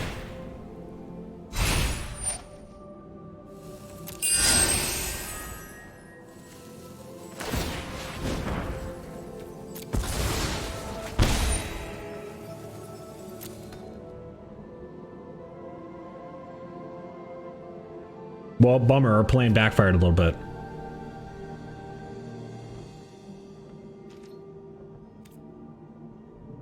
Okay.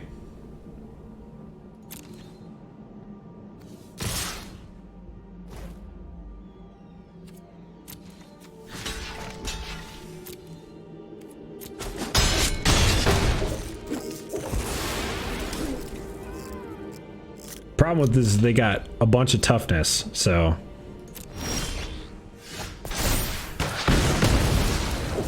We should be able to kill that with the Blight Breath, but that's, you know.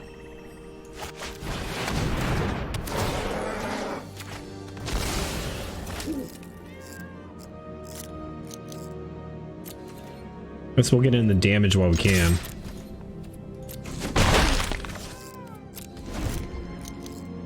Might have to steal the Nexus Wardens just to get some health. Or to get in for some damage if he doesn't play anything else. Oh, that is a thing.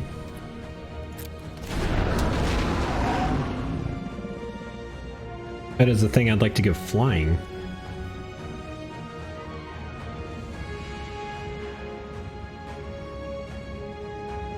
He's got to be wary of the flyer.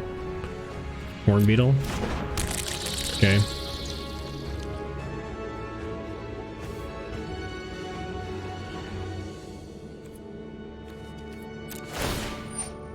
Okay.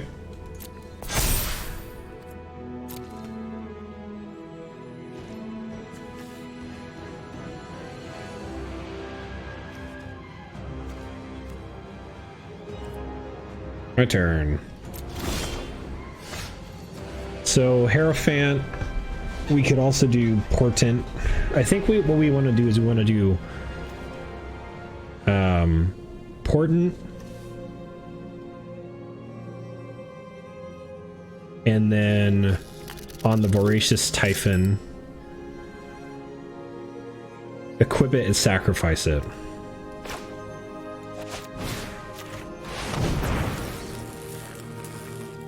Okay.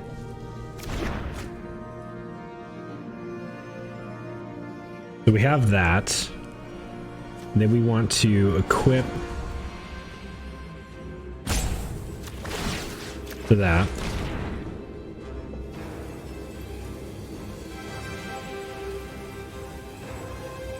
And then we want to sacrifice,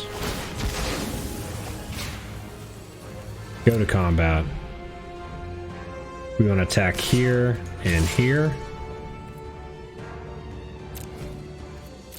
Probably shouldn't have done that. I forgot I had Lamped. That's okay.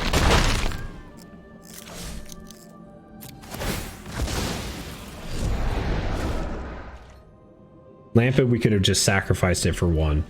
I kind of had a dumb moment there. It's gonna be a bit of a problem. Definitely gonna have to play Venomous Hierophant.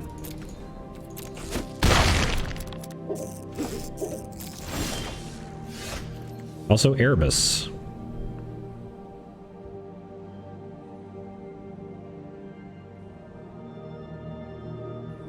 I think we had to play Hierophant though.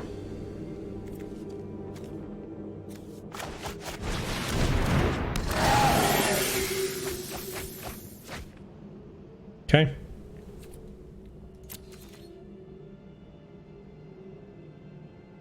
No tax.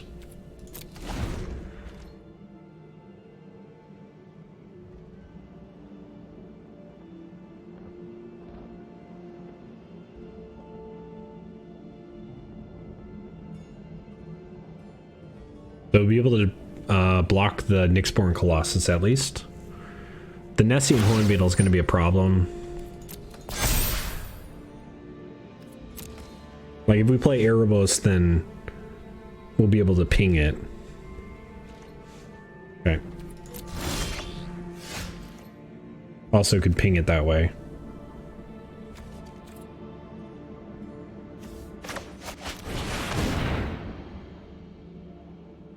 Okay, and play Erebos.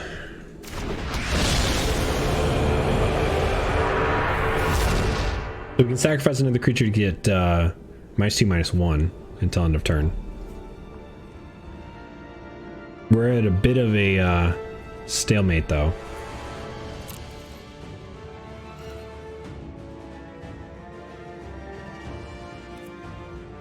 So let's do no attacks.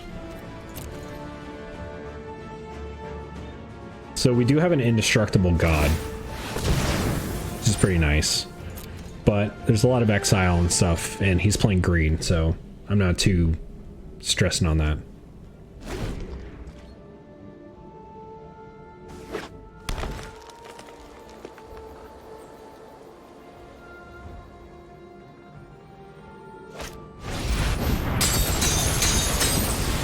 Oh, nice! There is an animation with that.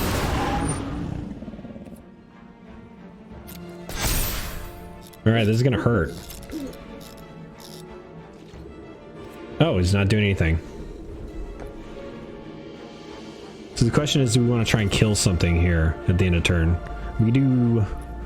I could only do 1 damage, or 2 damage, so probably not.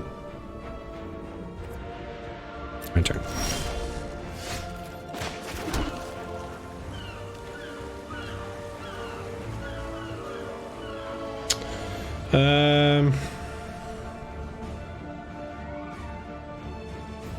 We attack him with Erebos. It's gonna block. We can potentially pump something. We do 5, 6, 7.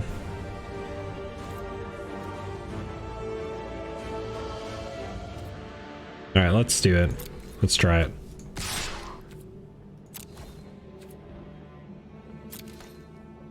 See if he wants to block with something. We can kill anything with Omen of the Forge. And we don't even need to use Erebos' ability. But we're bluffing like we're going to use Erebos' ability. So he's like, oh yeah, we'll just get him to sacrifice another creature. Sort of thing. Is a mentality.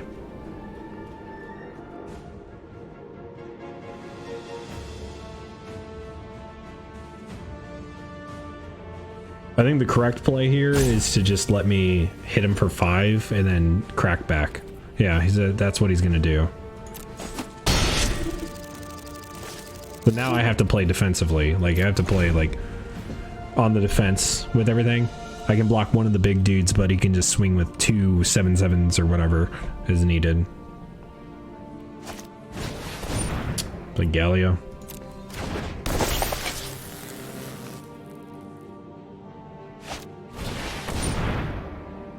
Okay, Relevers. Revelers.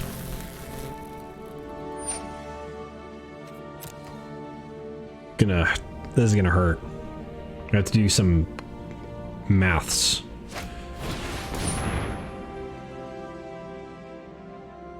That's gonna suck. Okay. We're gonna see what he's fighting. Whatever he's fighting, we have to sacrifice. He's gonna fight Lampid. So we can give something -2, -1. Or sacrifice gain 1 life, and they lose 1 life. Okay, let's use the ability. Yep.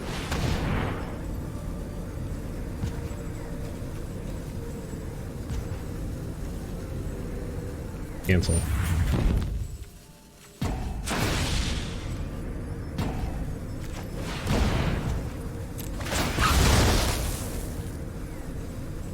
Sure. Final Death is going to be really good here.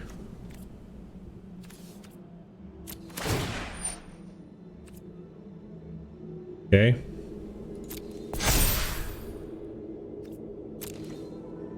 I mean, definitely Final Death something. Probably the Horn Beetle at this point.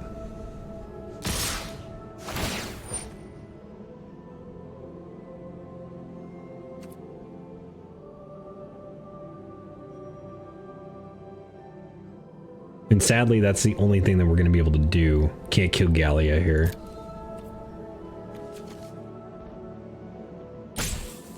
So let's Final Death, Horn Beetle.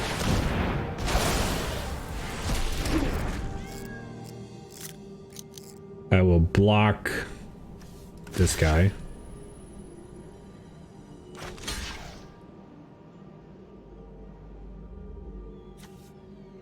And then we'll block Revelers as well. Go down to 2. Oh, that's dead. Never mind. Should have blocked the big guy, but that's fine. That was bad math on my part. I actually, for some reason, completely didn't see that they had the last character, the another character there, another creature. Creature's the word. All right, let's do a. I want to do a draft just to see kind of what we can get in a draft. We're not necessarily going to play this unless we get a really good anything. Otherwise, I want to go back and do another sealed, like try and do one more sealed. This one is when it recasts first spell during your opponent's turn, draw a card. That's good. I don't know if you can build anything around it or not. But there's kind of like a lot of flash stuff.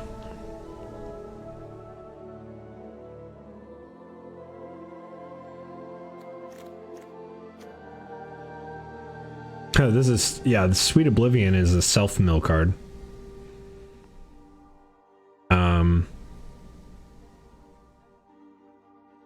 I mean, that's kind of funny anyway. Let's take this.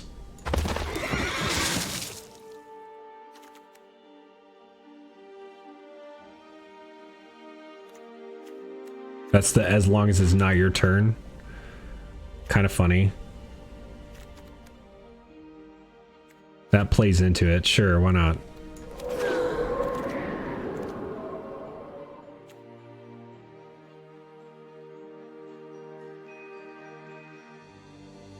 That's not Caliphate. Power equal to your devotion to blue. Creatures and enchantments you control have spells your opponents cast. A target is permanent. It costs 1 more to cast. That's kind of cool. Also, you could do Deny the Divine.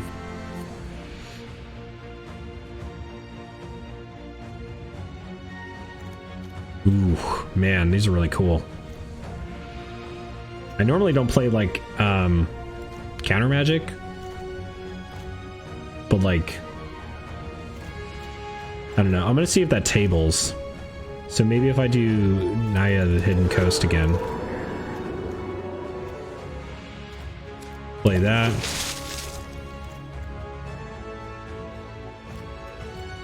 Ichthyormorphosis.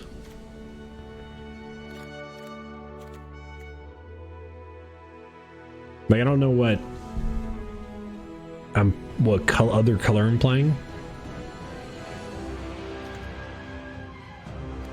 but I know I'm playing blue. And there's nothing else that's super like strong for me to warrant playing in a second color yet. Let's play that. During Chimera. It's good. This has flash. This lets us to play it on the other turn.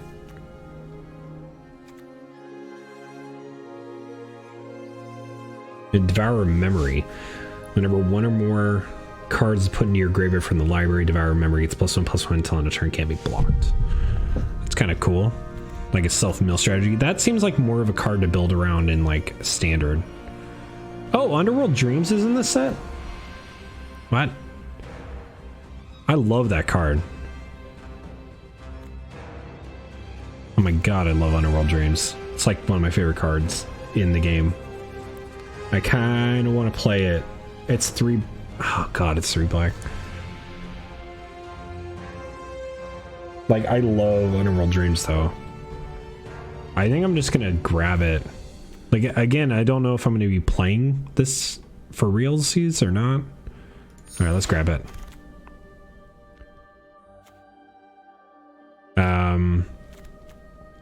Deny the Divine did table. So I think we need to grab it.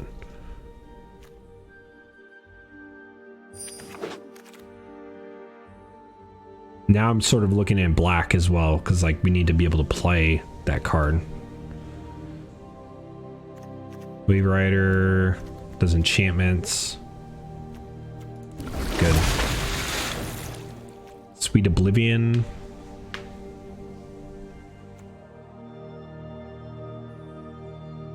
Omen of the Dead. It's an enchantment. Turn target creature card from your graveyard to your hand is good. Also, we just try and mill them out.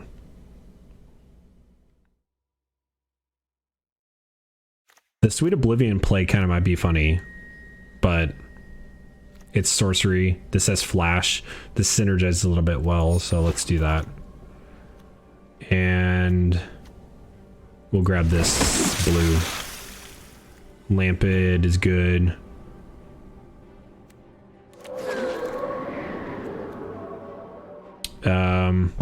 Target opponent discards 2 cards.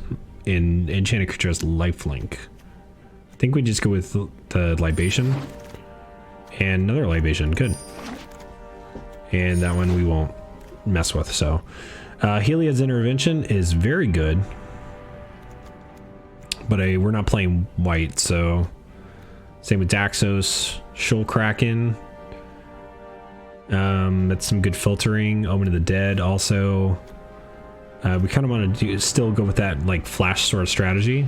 So Stern Dismissal is going to be good removal. Let's just grab Stern Dismissal.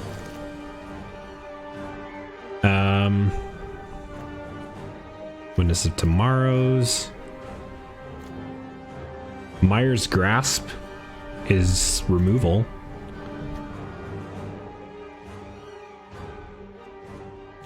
Hydra's Grove, man, that was a good card. Omen of the Sea. Let's go with Myers Grasp. Man, we could have got Sweet Oblivions. Venomous Hierophant. Maybe. It's good. It's sort of like pseudo removal. Let's play it. Underworld Charger kind of synergizes with that. Deny the Divine we can do again.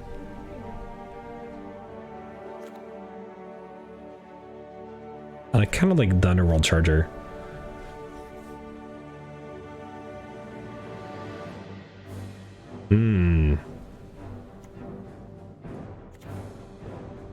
Starlit Mantle has flash. That's like a protection too.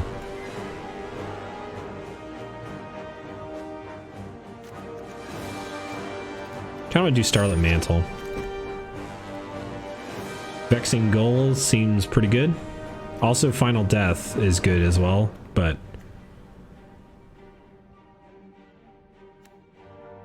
we need some more creatures, I think.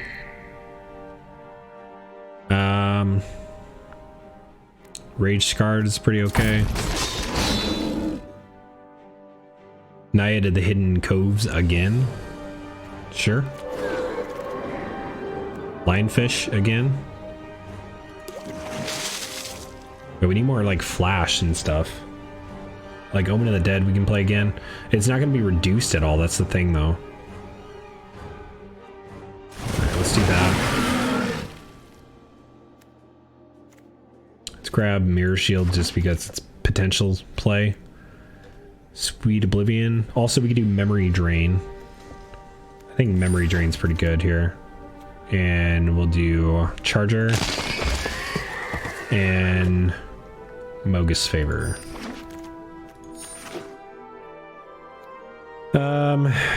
It's pretty good. One with the stars is also good. Champ permanent is enchantment, loses all. Okay.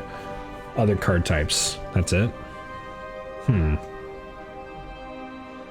of the Sea. Funeral Rites. Can't play that on the other turn. I think we do Omen of the Sea. Sea God Scorn. Okay. Man, we should just grab Sweet Oblivions.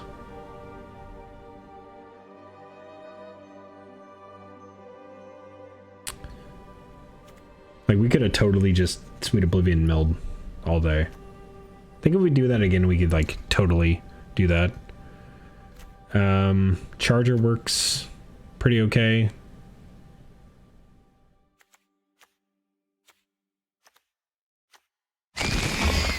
We need more creatures. Cling to Dust. I'm really excited to play Cling to Dust in Sir Conrad's EDH. Vexing Gull is good.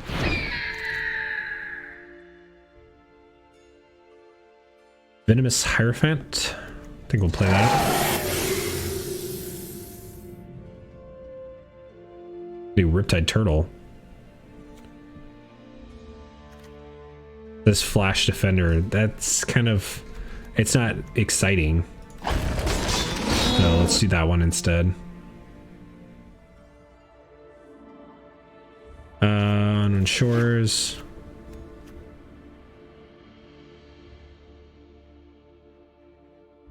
Unknown Shores.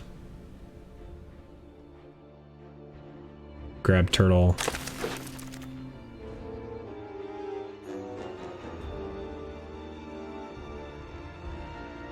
None of that is really exciting, so we'll just grab something. Grab something.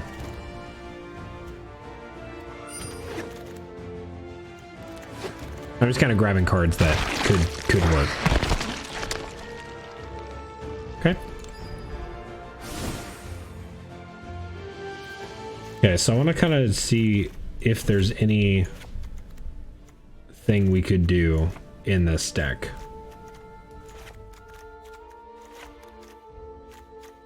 If I'm like throwing it together really fast.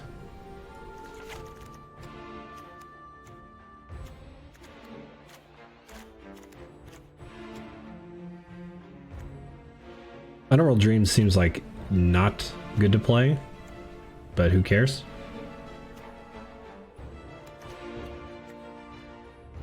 We didn't get any kind of like... Yeah. I'm just gonna go ahead and do a sealed with this. The draft, like, I'm not very good at draft. Like, I'm gonna be real with you guys. So I kind of want to do sealed just to like... The thing with sealed is most people are on 11 level playing field. So we do Cure again. So this is what I'm talking about. Like, this is good. We're probably not gonna be able to play Cure. Oh my gosh, 4 Heliod's Pilgrims. Man. And it can search for auras. So we could do Heliod's Punishment. Lose all abilities as tap, remove a tat. Okay. So that's sort of like pacifism, which we could search for. Loyalty ability of Planeswalkers, that's just a good card. Or spells cost 1 less. Depends on how many auras we would have. Like, white is really concentrated. Jeez. We don't really have... We have one with the stars as an aura. And Kiora. We don't really have any blue to do anything.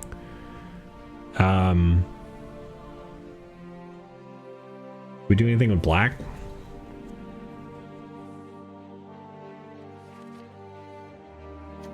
Let's see, we have Gravebreaker Lamia. Enters battlefield, search your library for a card, put in your graveyard, shuffle your library. Spells you cast from your graveyard cost 1 less to cast. That's not bad.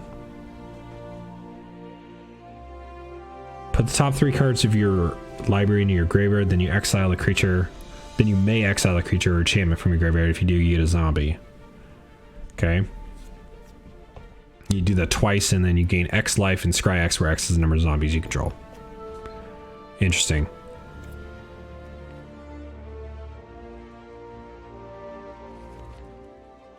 Red is pretty concentrated too.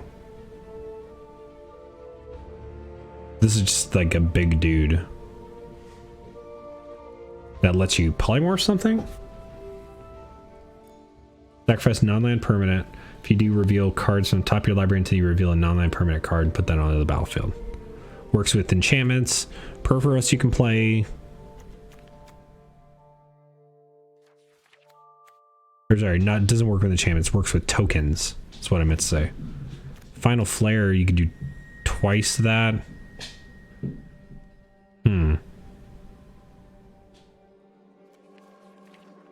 Green's pretty concentrated. At least this one. Target creature you control gets +X/+0, where X is your devotion in green. Interesting. There's the Hound. 3/3 Vigilance, Menace, Lifelink. Creature cards and graveyards can't enter the battlefield. Players can't cast spells from graveyards. That's pretty good. Double Wings of Hubris. My gosh. I kind of want to just do... We got to do like... I think we got to do black-white here. Yeah. Let's try it. We want to do black and white. Eidolon is good. This is a flyer. Like, this just seems fine. Helad's Punishment is good anyway, so we'll see if we want to take the Pilgrims. Captivating Unicorn is just pretty good. It's a 4/4 for 5.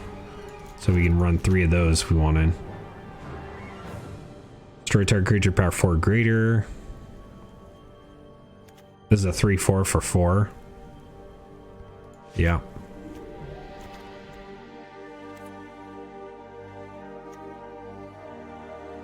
This is a 2/2 for 2. It's equal, it's toughness equal to your devotion of black. Soul Root Remogus is pretty okay. Sacrifice a creature, draw a card. We'll do Lamia.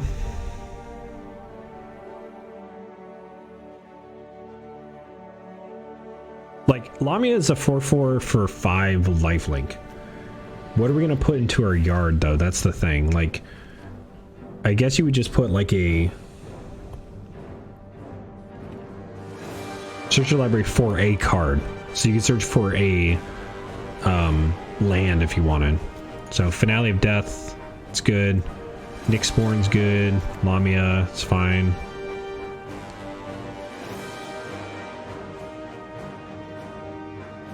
That one lets you exile in a creature enchantment card to get zombies. Reads goat. It's fine.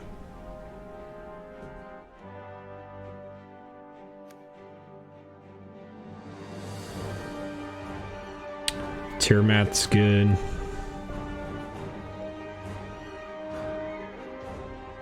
Like, we're pretty close to stuff anyway. Like, the thing is, this deck is very it's very compact, right? Like, there's a lot of multiples, which is makes it easier to pick. Like, this Tipple Thief is fine. Libation is good. That's a removal. How many auras do we have right now? One. We have one aura. That makes Heliod's Pilgrim considerably worse. Like, we'll use Heliod's Pilgrim as like a fill-in card if we need to.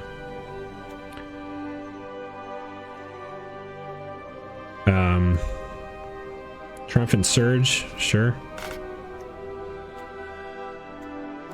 And we could literally run the 4 Heliod's Pilgrims. Also, Tyramid Calls the Dead if we wanted. How much do we have? Only 4 non-creatures, the rest are creatures. My god. We could do that as well. So we could do Wings of Hubris if we wanted. Do we have any removal? I feel like we don't have a lot of removal, that's the thing.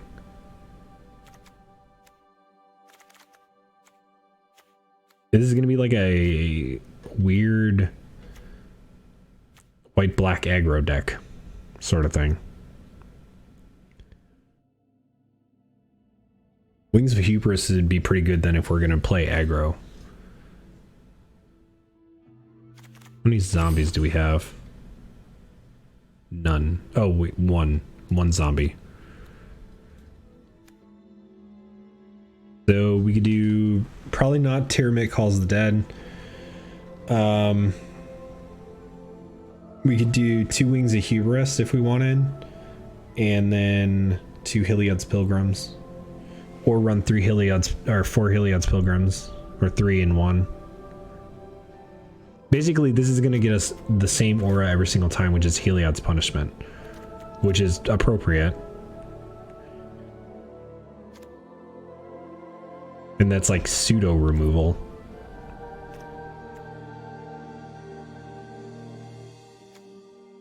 Alright, I think we could do 2 of those and then 2 of these. Like, weird aggro deck. Let's try it.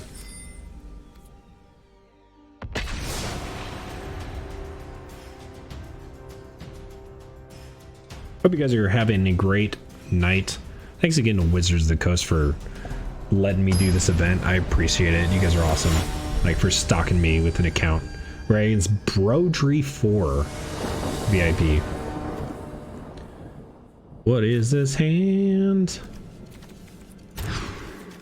This is a better hand. I think we definitely want to go get rid of Triumphant Surge. And then go straight, like, down the aggro route.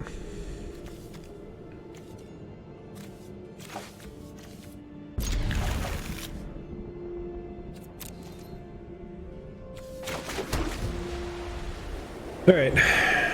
So we're gonna probably go Temple of Deceit. So there's a chance that he does play Ashiok. Ashiok is 3 mana, I think. So we're gonna play Envoy first. Then we're gonna play Eidolon next turn, I think. And hope it doesn't get countered.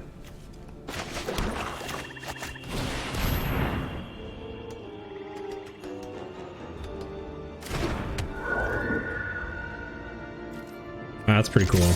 Like, animation.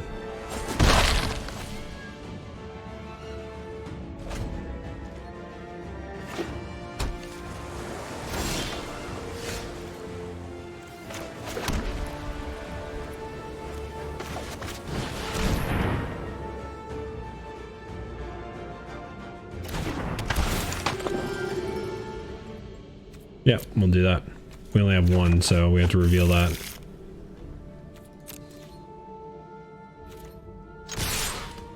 Only costs 1 right now.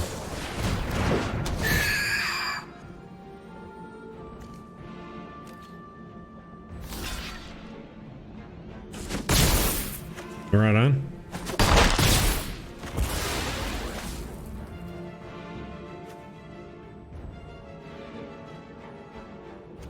Okay, we're not going to use Heliod's punishment yet. I don't care.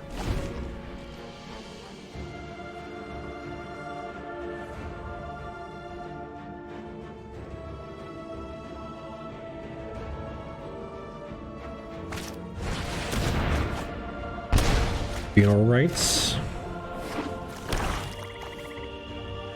Okay, milled 2 lands.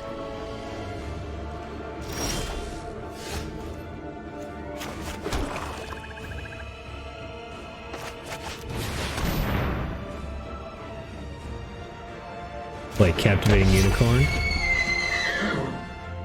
And no tax.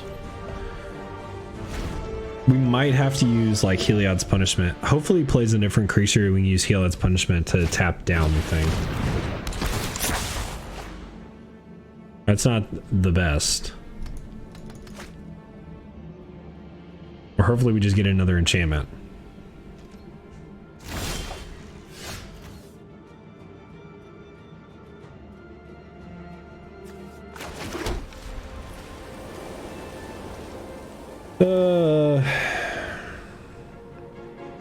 Let's do, I guess we do Temple Thief.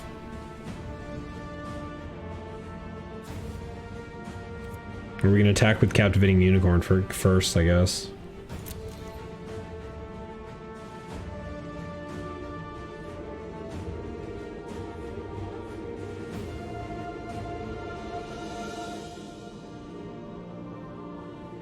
Wonder if he has the bounce card, like Stern Dismissal.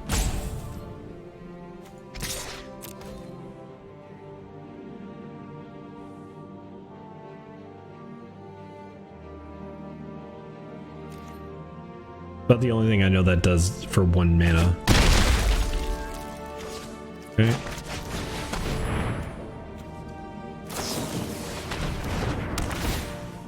Okay, what is he gonna get back? Brine Giant. Not gonna be playing that anytime soon. 1, 2, 3, 4, 5. It's nice. Two mana away. We still have Heliod's punishment if he plays Brine Giant.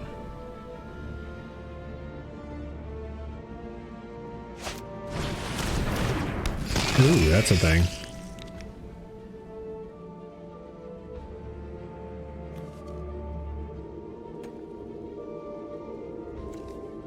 That's also worthy of Heliod's punishment. I kind of would just like to find another way to kill it though instead. Well, that's the bummer.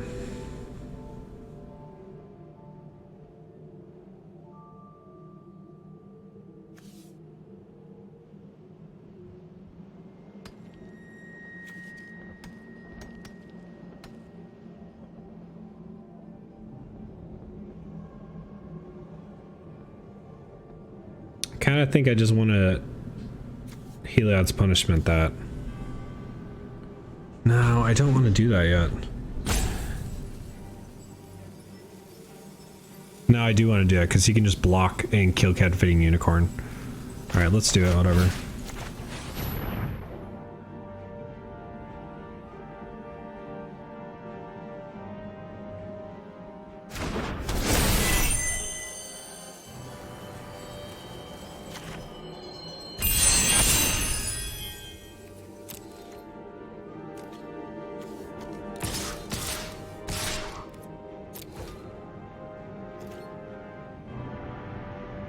You know, block and lead instructor, yeah.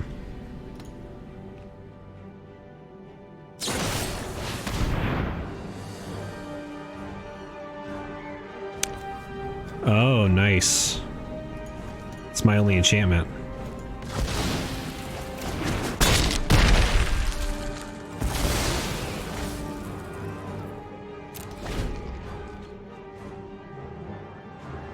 I like it.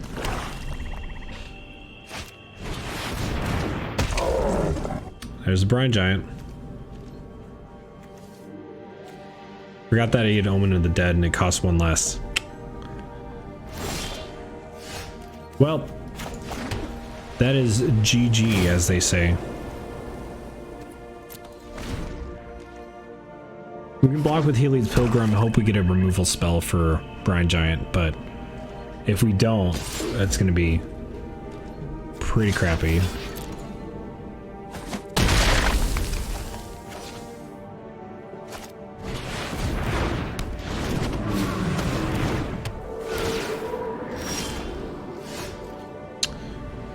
Yep, that's not going to do it.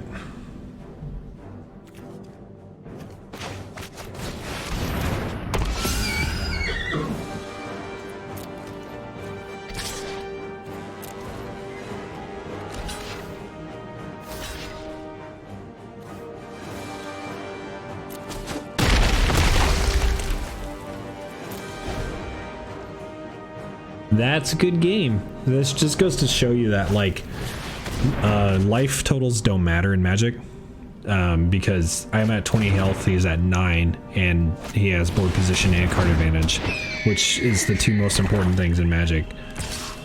Basically now, like, I could tank this, but it's not really going to do me a whole lot unless I draw something.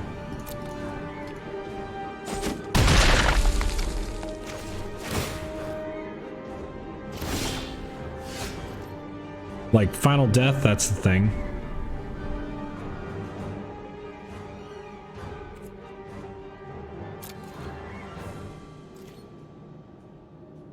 So, attack with Unicorn. See if he blocks. He's gonna double block again. Triple block. So he's gonna sacrifice some stuff, which means that we need to stack this. I don't think it's gonna matter.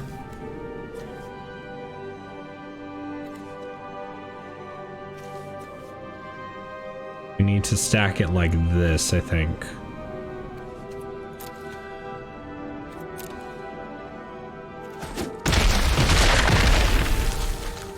Okay.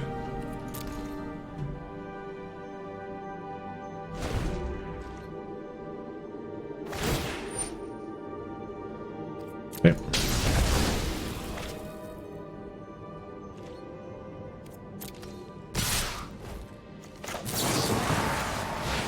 Probably gonna counter this. Yep, nice.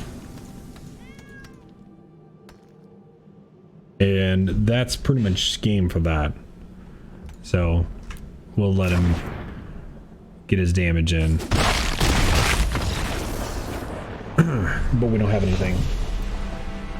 Normally I don't like to concede like that, but we really didn't have anything, so I'm not gonna let it make it go off. Alright, let's try this again.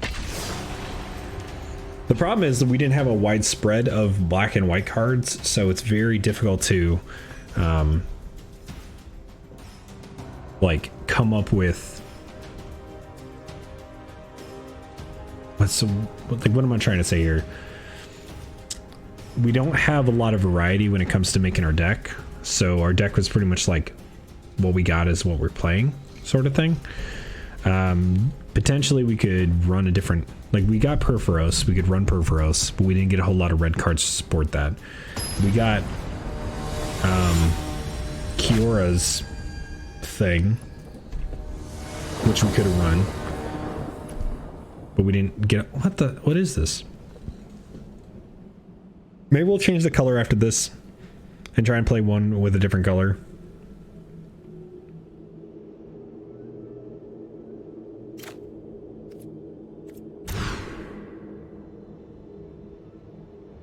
That's pretty bad.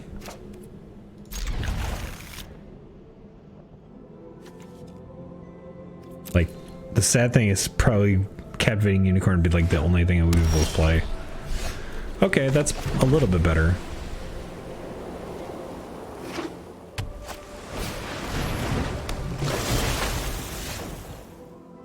Oh, and we drew Heliod's Punishment too. Okay.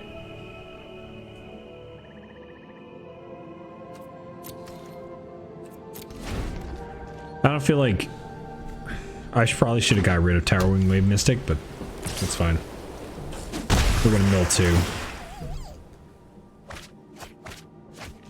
Oh, it's them that mills it? Oh, no, it's target player. Okay.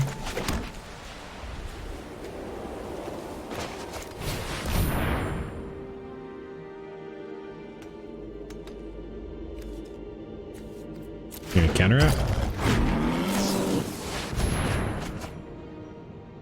Okay. And I really don't know how escape is really gonna work. Okay. That is a Heliod's punishment target. For sure.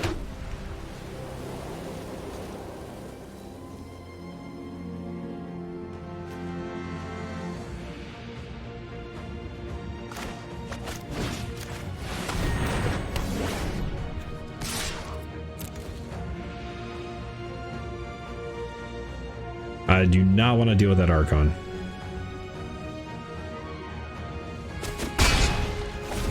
We will final death it when it's done being Heliod's punished.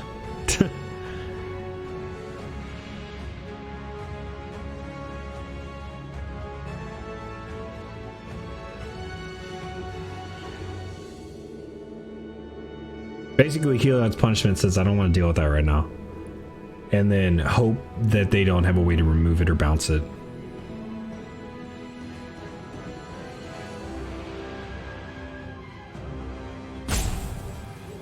This is the definition of a bomb card, by the way.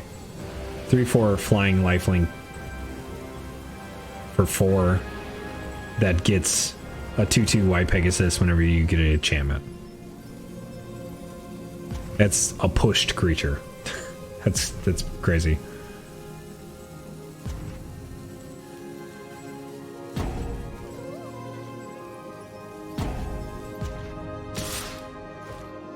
Okay.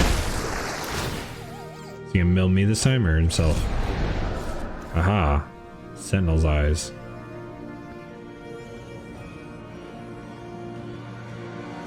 Interesting. So they are specifically playing like a escape, blue-white escape. And they're gonna potentially go get Heliod's punishment? Domitable Will. Huh.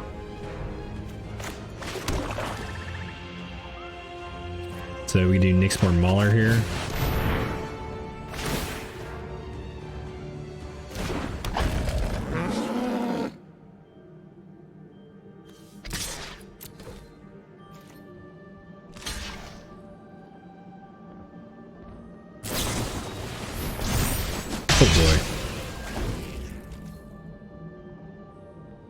Wow, this is like a Buffy buff deck. Like,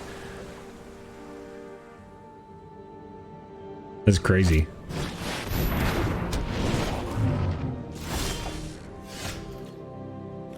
Like Captivating Unicorn.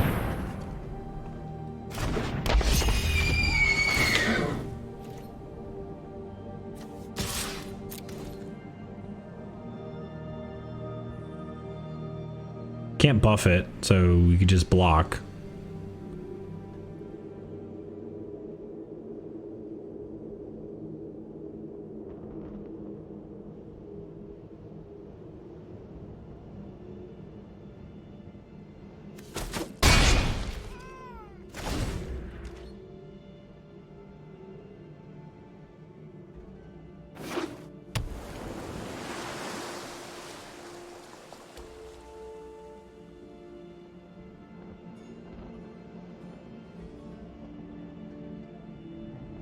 Yeah, we're definitely gonna have to like save final death for when he goes to play an enchantment and to make a token or a thing.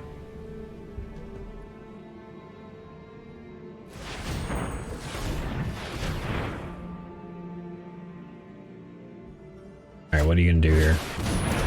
Ichthyomorphosis. Ichthyomorphosis. I think that's how you say it.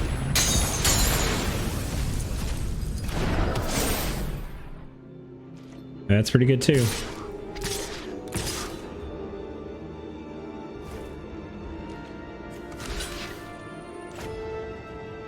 I mean, we're gonna have to block here.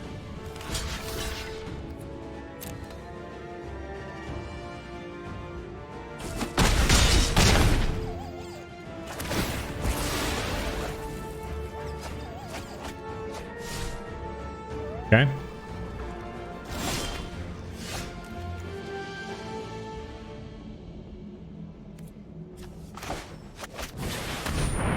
So he's going to be able to remove one counter this turn. And then one counter next turn.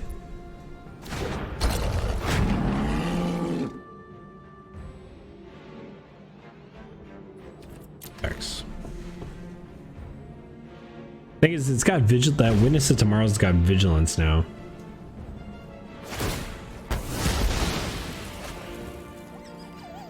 Ah, I messed up with the, yeah. Alright.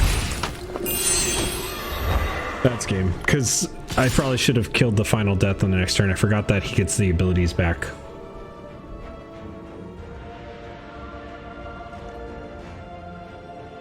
Good blocks.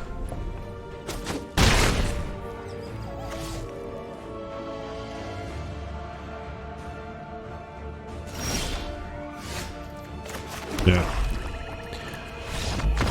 Okay, I'm gonna take a look at the cards that we have. GG Jack Torrance, by the way. I couldn't compete with that. All right, let's take a look at the colors that we have, like the other colors that we have. See if it's possible to make anything else. If it's not, then we'll just do into a, sealed or another sealed. We'll do one last one. Whirlwind Denial, Kiora.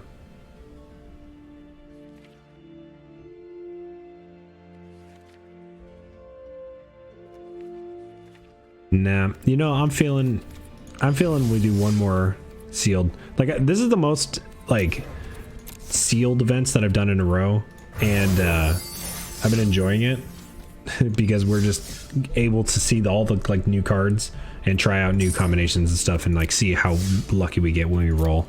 So hopefully, I'm feeling it. I'm feeling we'll get lucky. This is green blue. Idyllic Tutor we could get. This is like just exile stuff. I don't know, let's see what we have here. I might just like auto resign and do another one until we get like a god roll. Like, I think that would be kind of fun to do for our last one. It's just like roll. We have 780 set 3,000 gems, so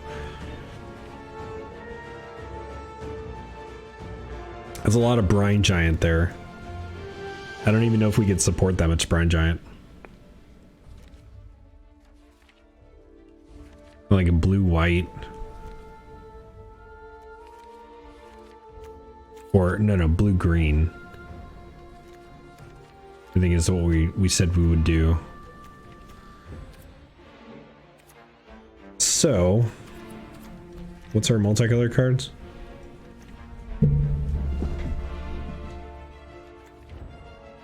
Hydra's Growth we could play with.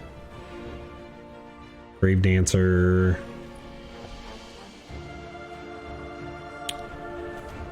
I like the Arasta.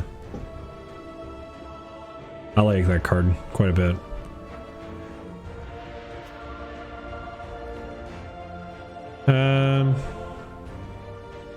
Twice Favored.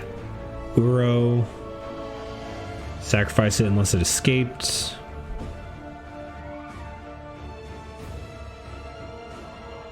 Kind of interesting. Let me see what a deck would look like with this.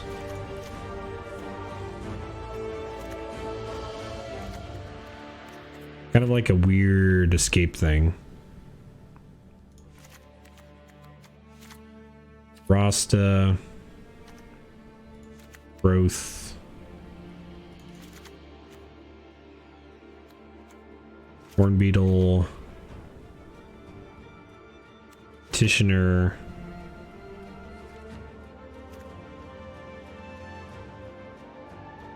Huge enchantment spells you control can't be countered. That's cool. Lost Viper is good. This is Ashiok's Erasure. It's exile target spell. And it's kind of a weird flash and jam. Like, it's a cool card, but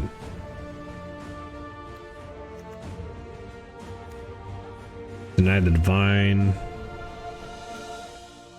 Brine Giant.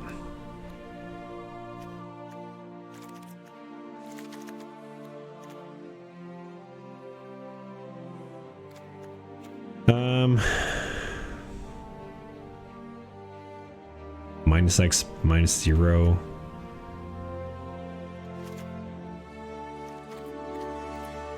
Starlit Mantle is good. Stern Dismissal. Eidolon. I can't say that word. Eidolon.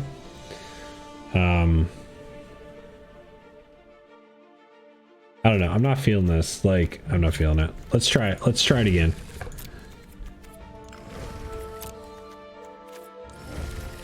Ah, we gotta throw some stuff in here. Okay. Normally I don't do this, guys, but I honestly never re-rolled this much before. So I kind of want to see what it's like. Just as like, if we get a bunch of bombs. Thassa's Oracle's got some cards that are like, it's being talked about. I don't think you could do like a turbo mill in limited though. Or it's like, this is being talked about in competitive EDH quite a bit because you can, it's like basically Lab Maniac, where you just win, like you win the game. Look at the top X cards your library, X is your devotion blue. Like you could technically Sweet Oblivion yourself a bunch and then like mill yourself for 4 when you play Sweet Oblivion, then play it again for 4. Like this right here is a combo. Is it funny enough to like it's kind of funny. Could we mill ourselves out though? That's the thing. Whenever enchantment enters the battlefield under your control, you can have okay. Minimize prophecy. Scry 2, then choose a card. When you cast a spell with the chosen name for his first time, draw 2 cards. The top card of each player. What the? Scry 2, then choose a card name. So you would choose something that's in your hand, and then you would cast it and draw 2 cards. Weird.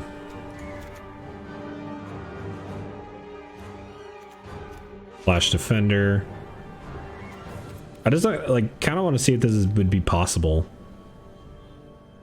What other card like mills itself or mills a bunch? Obviously you want to try and get Sweet Oblivion and mill yourself and then to Thassa's Oracle. The problem is, of course, milling your Thassa's Oracle. So you would have to draw into Thassa's Oracle first, then start Sweet Oblivion milling yourself.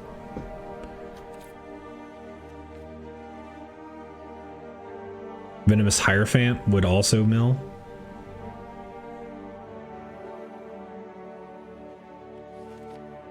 Dream Trawler.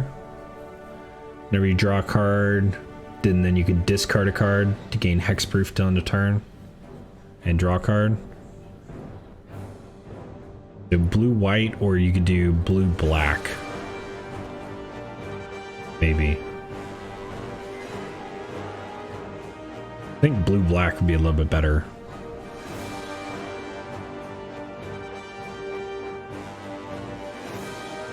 Because you could draw 2 cards here. Funeral Rites. Basically, this deck falls apart if I mill Thassa's Oracle, though. Like, it falls apart really bad. Inevitable End. Sure. Let's try it. Let's try this janky deck for our final final game.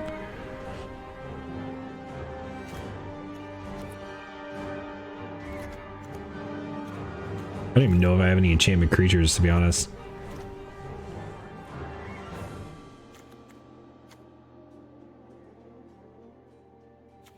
This is Scry. This is Scry. Basically, we want to be scrying for Thassa's Oracle. It's the idea.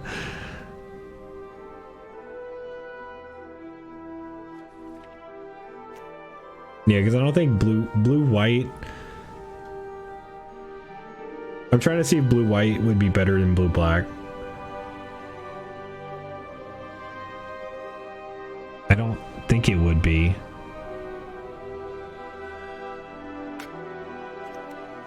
Yeah, I don't think it's going to be as good. Protean Thaumaturge seems like it could be really cool, but I don't think we have a lot of enchantment creatures, like enough enchantment creatures. Also, we want to have more devotion to blue.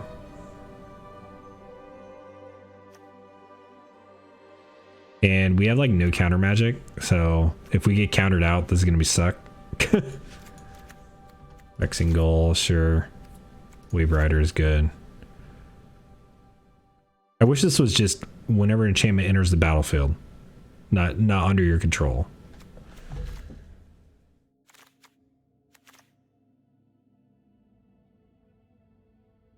Oh wait, it becomes a copy of another target creature.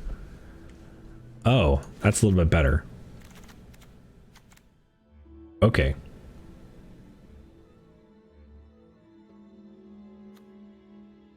And this can just be a blocker. Mogis Favor is enchantment and then can also escape.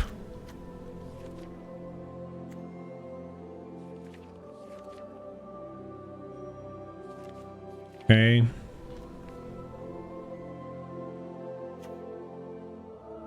Like this technically increases their devotion. This is Scry. Right, if we're going blue black, this can Scry. It's kind of costly to do so though.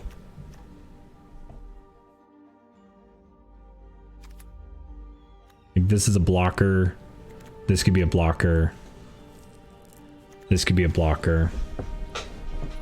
So I could do 2 Soul Reaper Moguses, which would allow us to sacrifice a creature and draw a card. We have 10 non-creatures,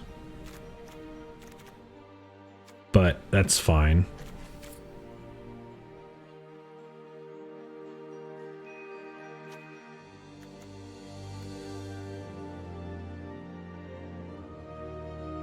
I don't want to do the Mogus. Basically, the entire idea here is to draw into Sweet Oblivion. No, to draw into Thassa's Oracle. Like that's the entire thing. This is going to be terrible and limited, especially because we don't have a lot of mill cards. The only thing we have is Sweet Oblivion. Granted, Sweet Oblivion can mill yourself out over the course of the game by itself, so it's possible. And then Thassa's Oracle is going to be Devotion 2, right? So it's, look at the top X cards here, put one of them in the top of your library, the rest in the bottom of your library, in a random order. So, and then if X is greater or equal to the number of cards in your library, you win the game. So basically we need to have Devotion greater than or equal to the number of cards in our library when we cast Thassa's Oracle. And Thassa's Oracle is already giving me 2. So let's try it. Whatever. We'll try and see if we can get this to work a couple games. If it doesn't work and it's just stupid, maybe we'll play one more, depending on the time. I think this would just be funny to just get one win with it, because I don't think it's going to be good. I think it will be good in a constructed, like, I think we could play in a constructed deck where you self-mill yourself into Thassa's, you know, but we'll see. Well, there's Thassa's Oracle and Sweet Oblivion. So I'm going to keep this hand even though it's pretty bad, and hope we get lands.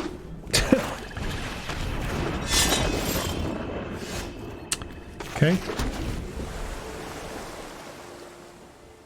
Because basically now it doesn't matter. We can just like mill ourselves like crazy.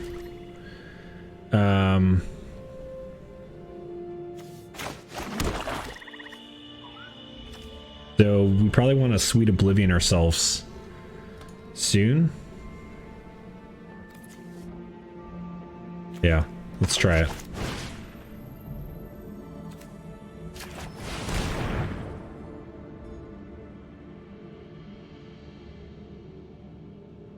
If they get rid of Sweet Oblivion, like, we're screwed, but...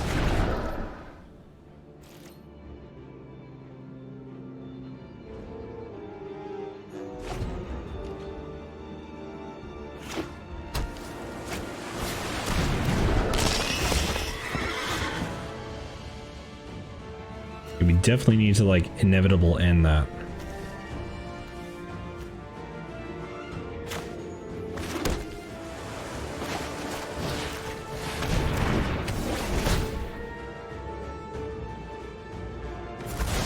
Don't really feel like having them have trample and lifelink.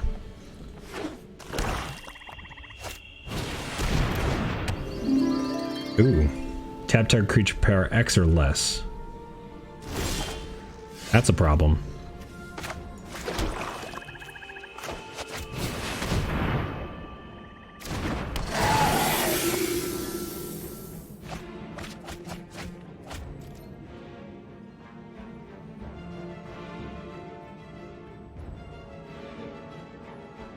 They're like looking at our Sweet Oblivion, like, what are they doing?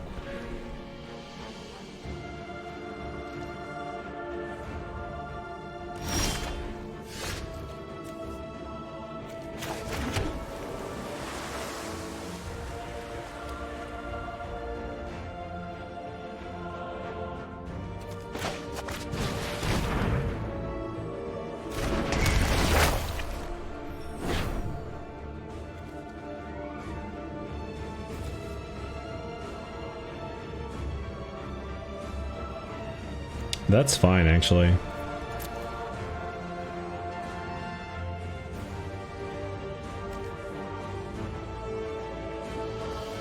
And we have Starlit Mantle that we can use to block the Lyre.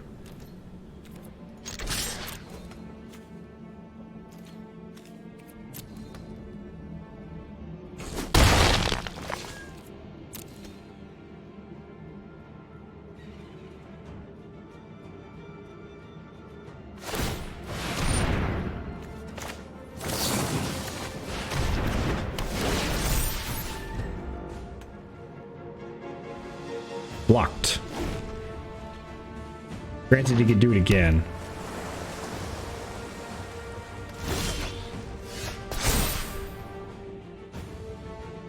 Alright.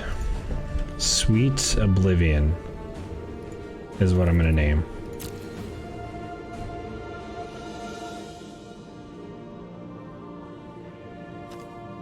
And then...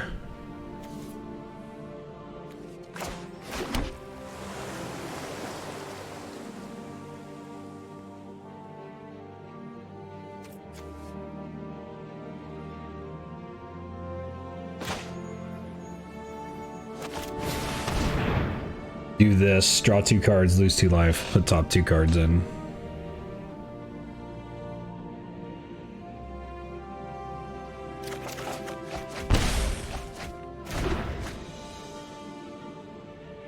Okay.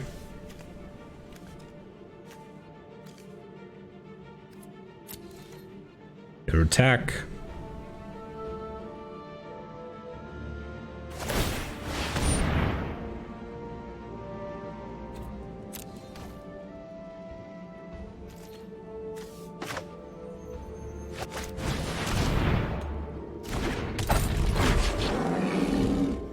Okay. So next turn we have to cast Sweet Oblivion, basically, because of the prophecy.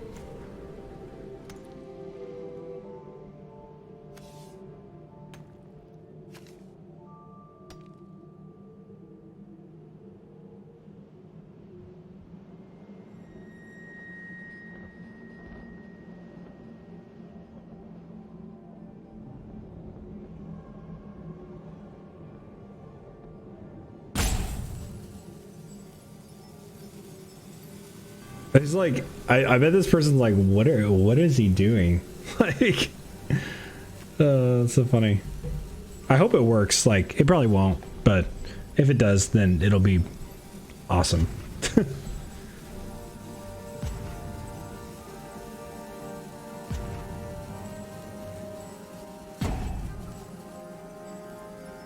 What is he?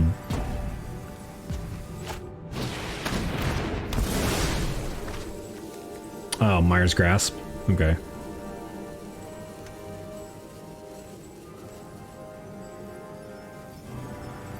Man, Prophecy really gets him running scared. Like, he's highlighting over Sweet Oblivion a lot. Like, dude, what is he doing? Like, I really hope he doesn't exile Sweet Oblivion. Yep.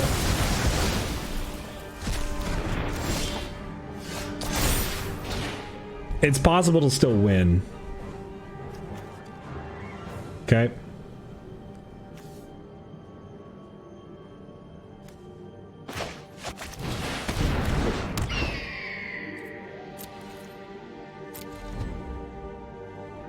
Well, that sucks about the Sweet Oblivion play, but we could potentially mill the rest of our stuff, so.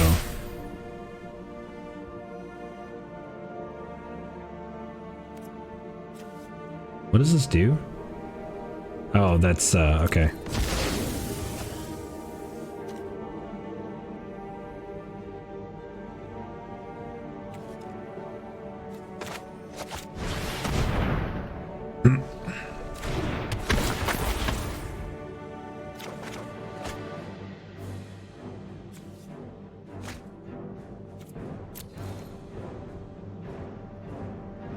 Alright, so we do have Inevitable End.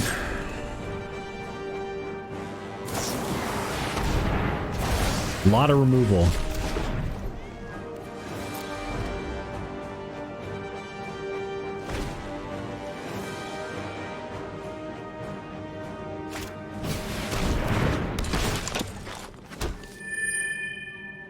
Okay.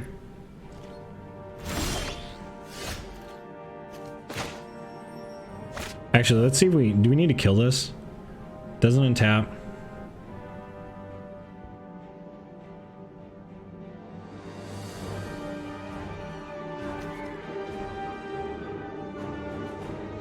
Like, it makes a 3/2.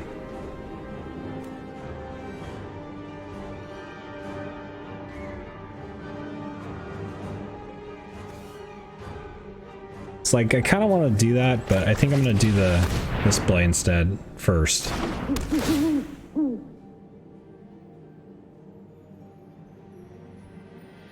I'm fine with that.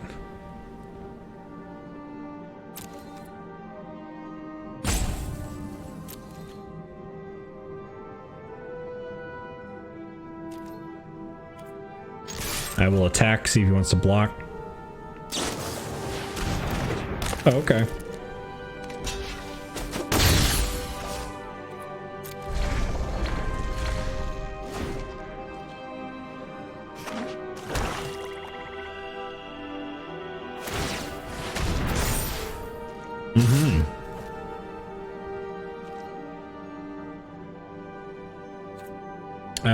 We'll do no blocks for this turn.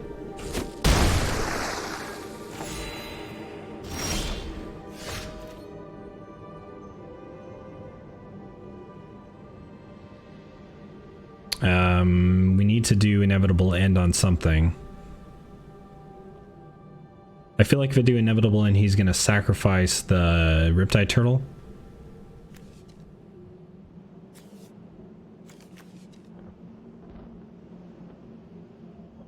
Alternatively, we just do this instead. Does this give him... Does it give him trample? It doesn't give him first strike. Alright, let's play this one first. It's a bit of a risky move, but...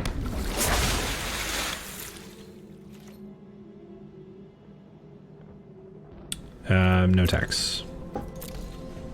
We could kill it with Thassa's Wave Rider, so hopefully that prevents him from attacking. It's not gonna.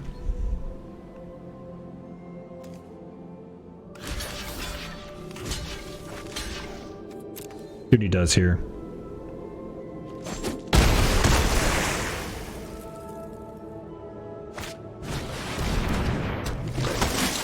Okay.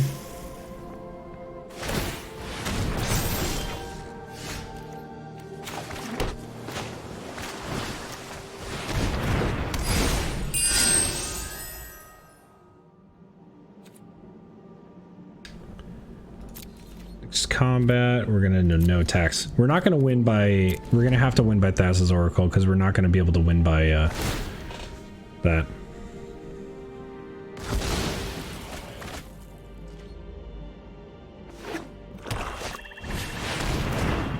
That's Big Brine Giant.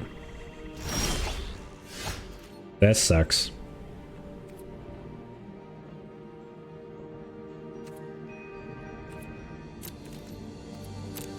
We're gonna try and have to chump like a mother woody.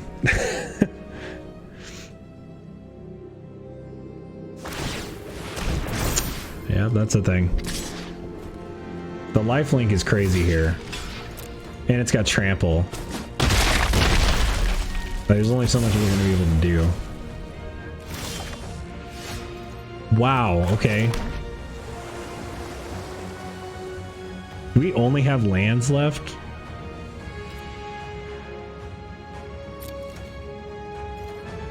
Okay. I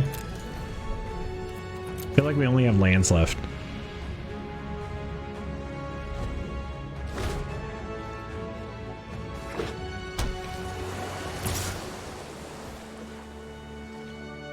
Okay, no blocks.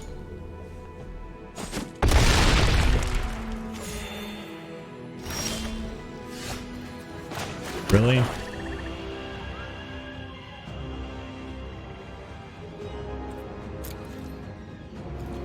Well, that's gonna be game because we can't we have to block with Triton Wave Rider. We can't take the 6 again. But then that's gonna give us less devotion. Like we have to block here. Sadly, we're still going to take 3. Go down to 1. And we're not going to have enough. Yeah, that's game.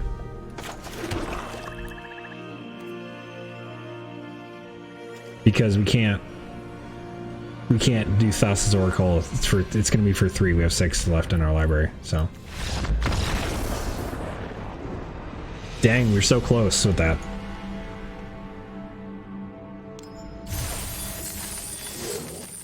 I feel like maybe we take less land.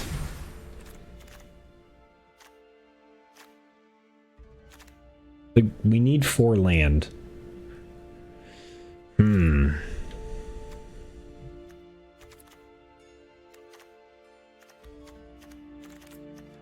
We have about as much devotion to blues we could put in these cards and that's about it.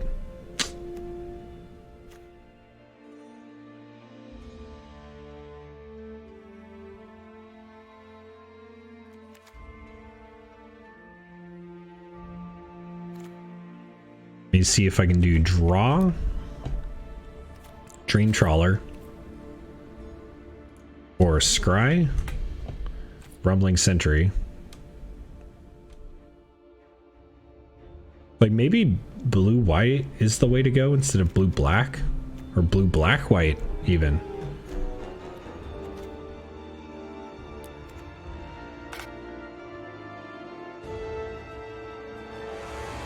Flicker Fate. Heliod's Punishment would slow down.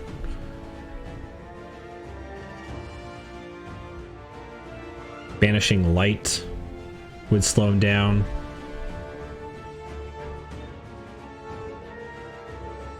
Omen of the Sun would even slow it down, and it's got Scry on it.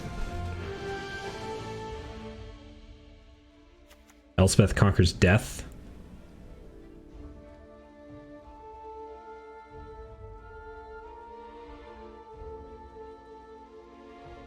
Maybe.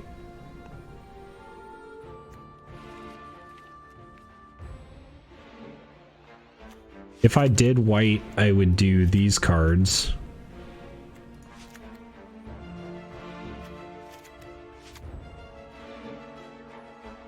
That's 46 cards.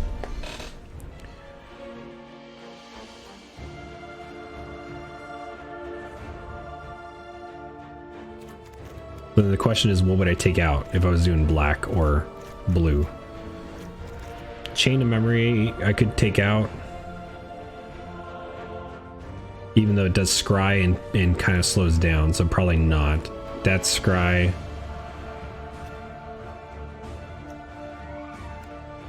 Like a defender that draws in. That's good. I could take out this, but it does have Devotion of Blue, or yeah, Devotion of Blue. Funeral Rites is good. Imitable End is good. Mogus I could take out. Hierophant's good.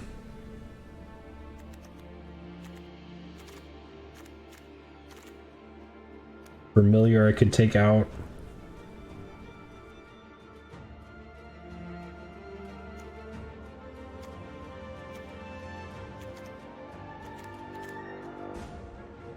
Funeral Rites is good, but like Inevitable End is good.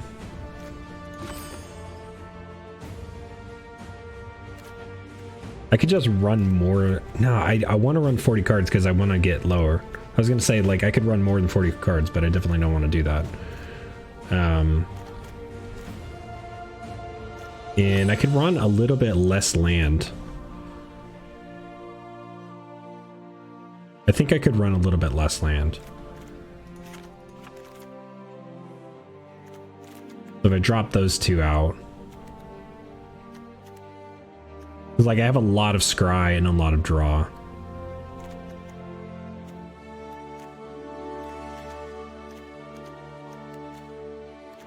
Chain of Memory. Scry. Like, I don't have to go down to 13 land. That seems so stupid. That's like a... Oh god, that seems so stupid. What's our curve at?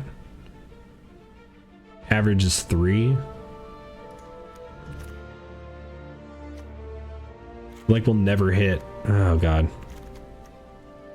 Alright, let's take out Vexing Goal.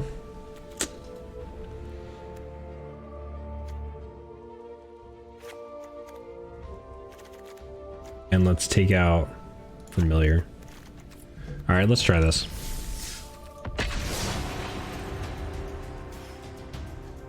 I don't think this is going to work really well, but we're going to try it. We'll give it the shot. We're not going to have enough time to do another sealed, so we might as well try and see if we can get this deck to work.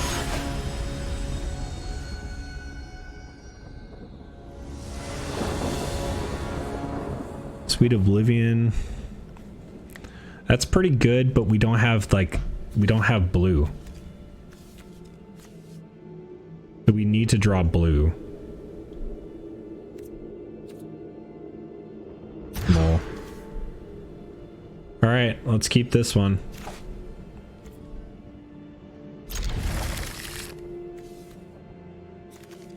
Ichthyomorphous.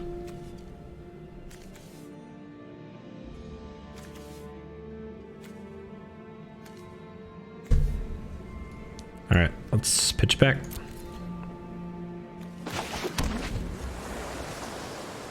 We got the combo again in our hand, so it's just a matter of, like, being able to draw into stuff.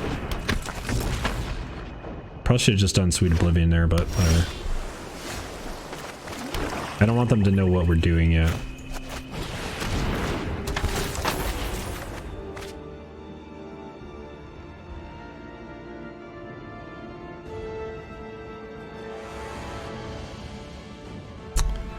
This is a bit of a bummer. I do want to be able to draw something. Wow, this is really bad, actually. I think we have to pitch this, but I want to be able to play it, but we gotta pitch it, sadly. I would really have liked to play that, but there's really nothing else that we can pitch. I can't pitch Sweet Oblivion, even though it has Escape on it. I need to be able to play it at least once before I can escape, you know? So if I had played it on turn 2 instead, I would have been fine with that play.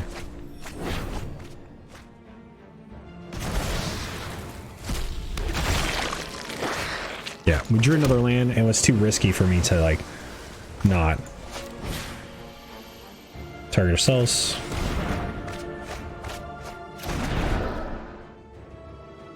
No attacks.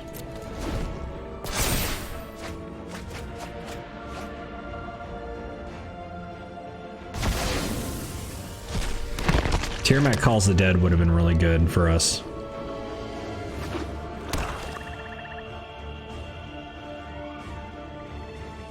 I'm gonna try and see if we can tank some of this. The more we can tank and keep our devotion to blue up, the better.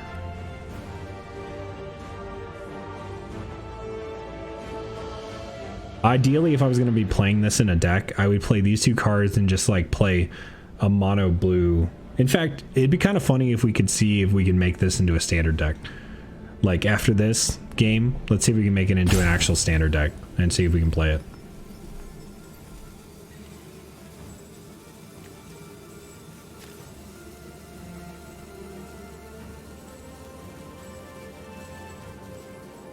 Because in an actual standard deck, you could play Thassa's Oracle without the win clause and just play it as a good scry card. Okay. Blocks.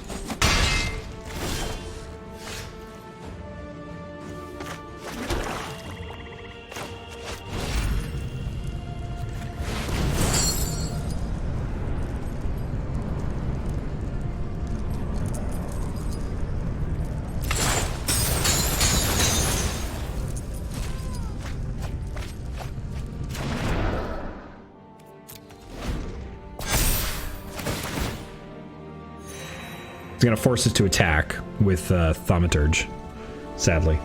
So we might as well block this turn and deal or negate some damage.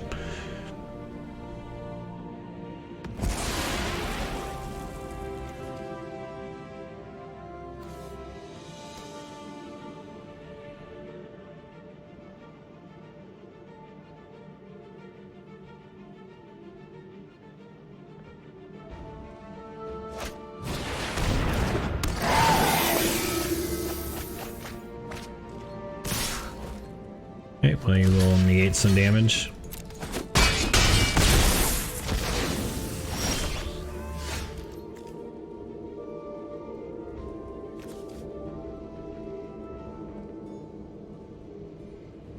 There's 20 cards left in our library.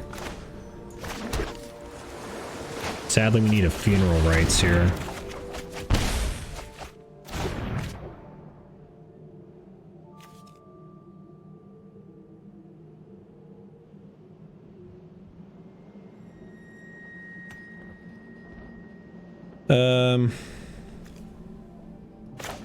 Well, he's just gonna sacrifice our creature. But that's fine.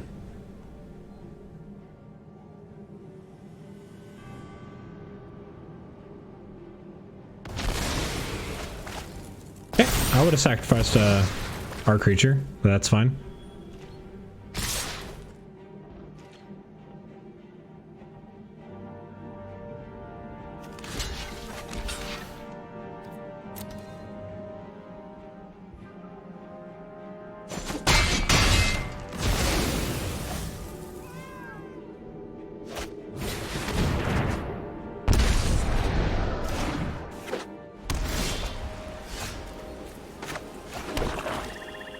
Okay, so we have 7. We can do Sweet Oblivion and Mire's Grasp, which is good. Let's do Sweet Oblivion.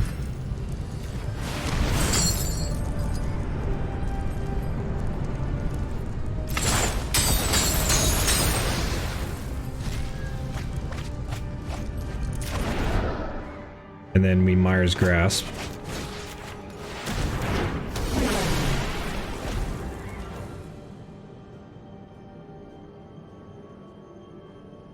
Again, we gotta hope that he doesn't exile Sweet Oblivion, because that's really our only way that we can win right now, is to use that.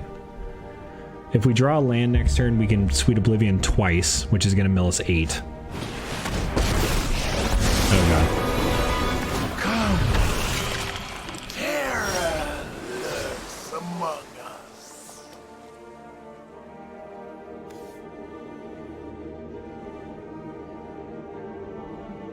So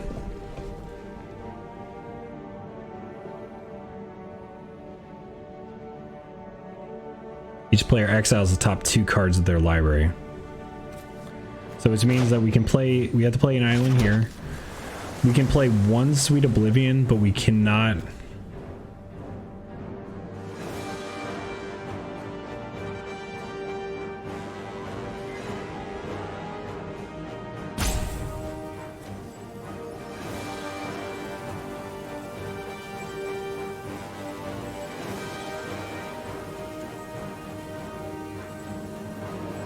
No, we're not gonna be able to do it.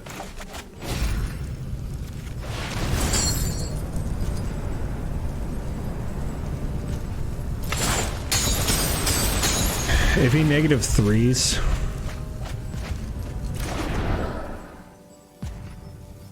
no, I guess we could do it because we don't have any non-land permanents for him to bounce for Ashiok's ability.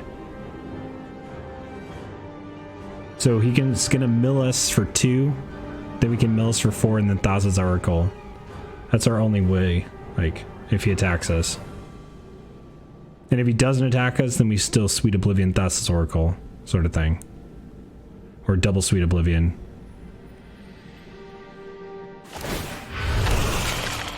All your fears are given form. And we hope he doesn't, like, counter our stuff, too.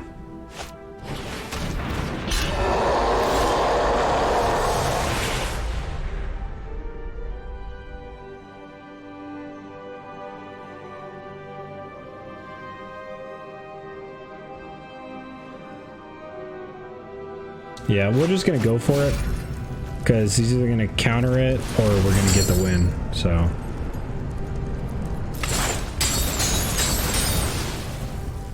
I'm prepared for the counter, so. Oh wait, it doesn't matter because this is a cast. No, it enters the battlefield. I'm dumb. No, we won.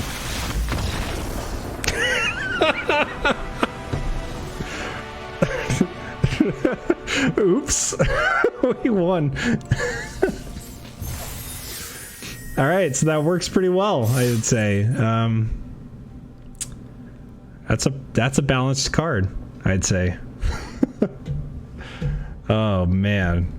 Wow, that was fun. All right. Can we even make a deck around that? That would be so funny. All right, let's try. Let's try and make a deck around that. Okay, we're gonna do Thassa's Oracle. And we want to do into graveyard, right? So Sweet Oblivion, that's the deck right there.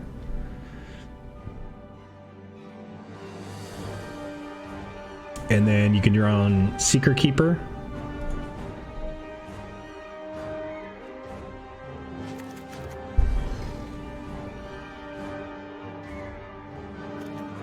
So we need to get a specific creature. Like, we need to be able to draw. Oh. No. That doesn't return it. I was gonna say mission briefing we could get. If we surveil. Return creature. Is there a escape card that likes to return a creature? Wouldn't that be funny?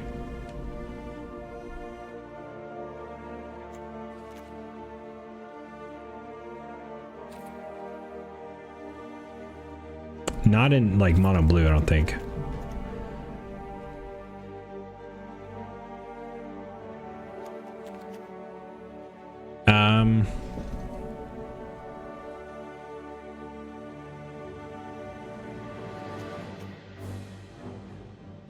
Let me see if I say from graveyard. Would be a better thing.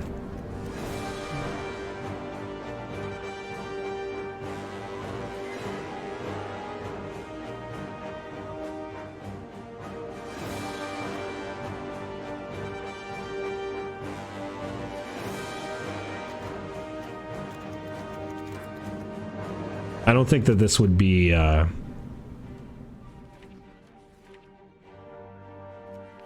I don't think we have a way to cast it.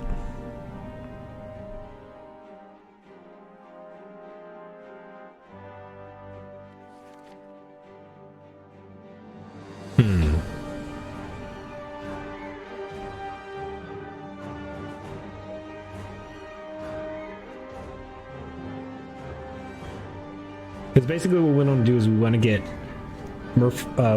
Thassa's Oracle into our hand somehow. And my thought process was, if I have a way to, you know, return it from my graveyard to my hand by like milling or like with an escape ability, it would be way better. I don't think that there's going to be a way to do that. I could do like Witch's Cottage is a good way to get like a, if I accidentally mill Thassa's Oracle.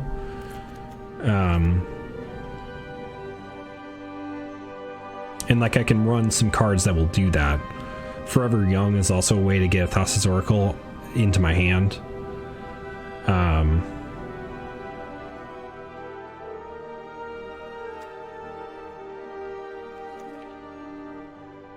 But I think that's going to be the only way. I could run a bunch of ways to just do that. Like there's a balance between mill and doing that. Ideally, if there was an escape card, then it would sort of feel like Dredge a little bit.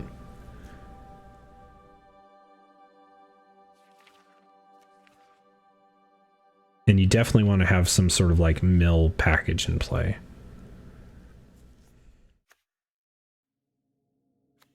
Revival.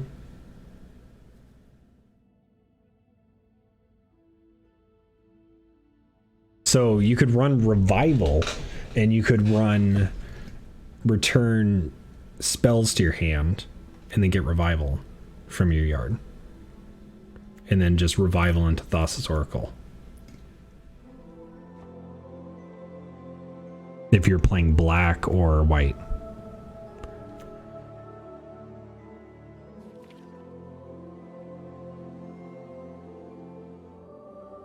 I guess I would need to do standard.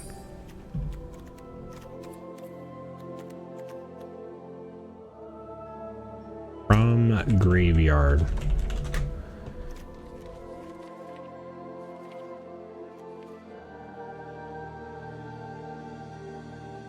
Like Sir Conrad would sort of fit in there. Like there's a lot of ways to get creatures cards back from your graveyard, but not necessarily in the way that we want to do it.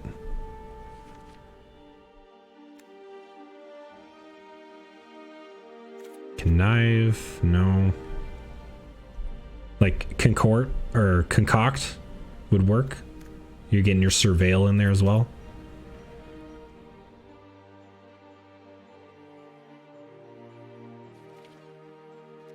But I don't know if there's like a good way to do that. I'm guessing like the best way to do it is just to draw, like hope you can draw into it, because you can't search, right? Can you? We could search, couldn't we?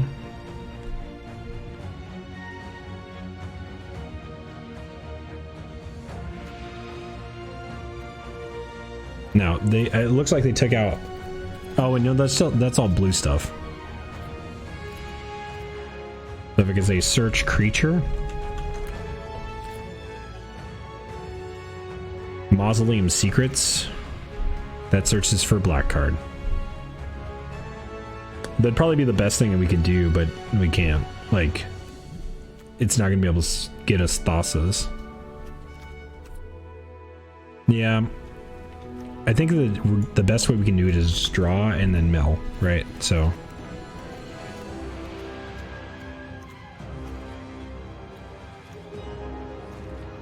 honestly, I think that this deck is like something I'm gonna have to think of off stream and then come back and play it on stream once I've thought of an actual deck list for it. Because I think that this is going to be like, this could be a really cool thing. Sorry, into graveyard, not intro.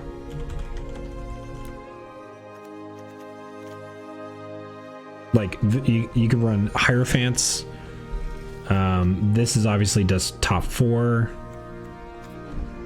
Mission briefing is like a thing where you can play and get an instant sorcery card back, so you could get like a recursion card.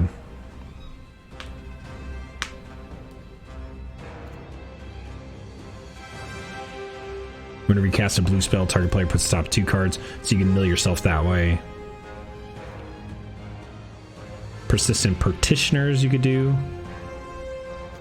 Like Narcomoebas. I forgot Narcomoebas were a thing. Dude. Like Well of Lost Thoughts.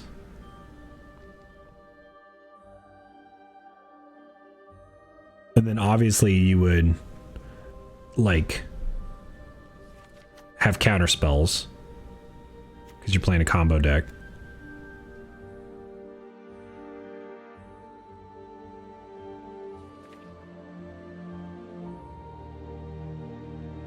Yeah, I think it could be a thing. You definitely want to have counter spells. 7 more cards in the grid, draw 4 cards. Thought Collapse. Jace Wilder Mysteries. You could totally run Jace Wilder Mysteries in this deck as well. Like you're basically winning off of milling yourself.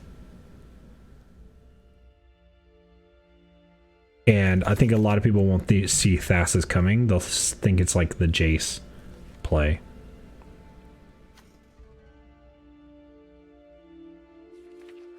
Yeah, you could do a lot of like... Oh, you could also do Binding of the Titans. Each player puts the top 3 cards in their library. Then you exile 2 target cards from graveyards.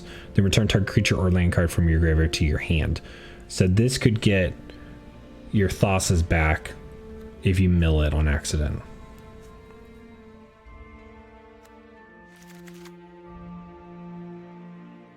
And it also messes up them, which is kind of cool.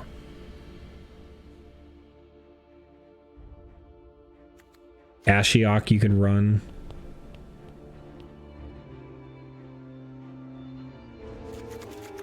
Like, that's just good. Devoured a Memory. Like, I think blue-black is definitely the way to go. Oh, yeah, you can run... Oh, my gosh. Screw green out of that.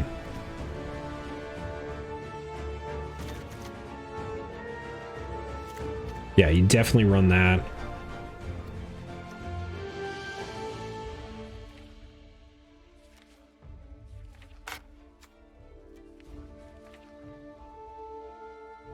Whenever cards put in an opponent's graveyard, that's like milling them. Gravebreaker Lamia would make Sweet Oblivion cost less.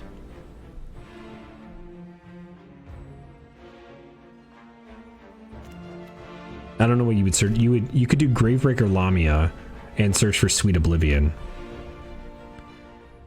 It's kind of funny.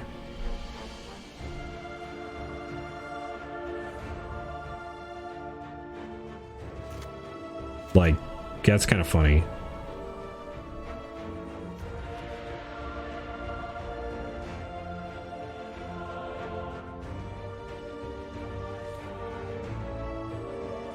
Question is, you're not really splashing black for like anything. Also, there's like no memory. I'm gonna have to think about this, guys. Like, I'm gonna have to think about it.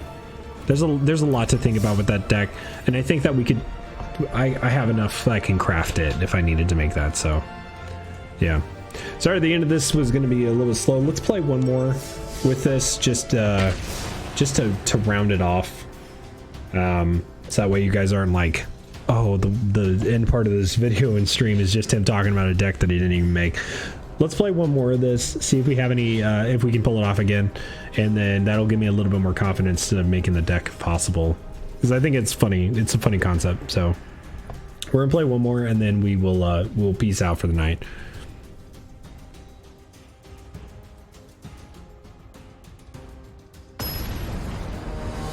I mean, chances are we're gonna get like rolled pretty hard, and then because I'm not gonna pretend that this deck is actually good, because it's not.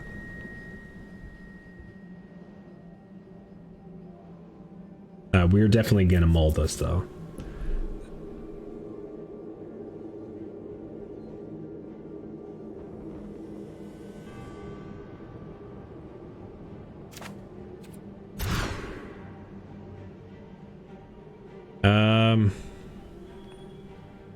It's not really keepable. Okay, I'll keep it, I guess. Let's get rid of these top two cards. We want to keep Sweet Oblivion and Metamize. Metamize is going to help us get lands or whatever we need. Okay. We don't want to start casting Sweet Oblivion until we draw into Thassa's, if we can. Nice.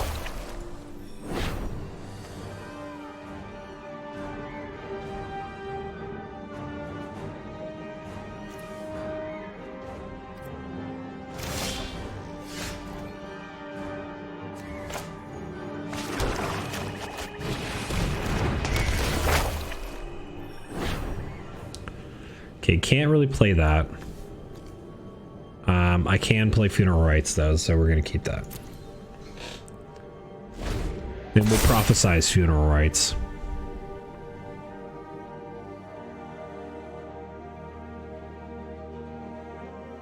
We're gonna get screwed if the cards that we mill are Thassa's though.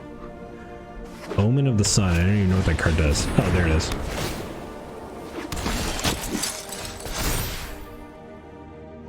Okay, Funeral Rites.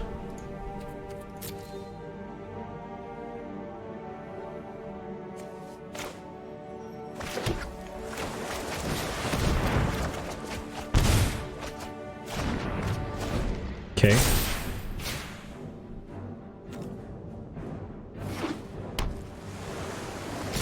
Now we both screwed up.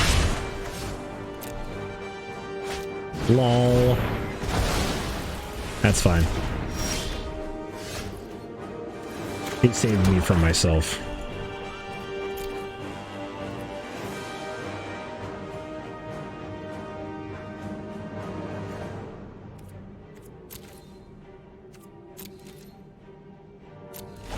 Like, we both did the same thing with Metamize Prophecy, where like, we thought it was like you choose a card. So we should have done, I should have played Funeral Rites the next turn, basically.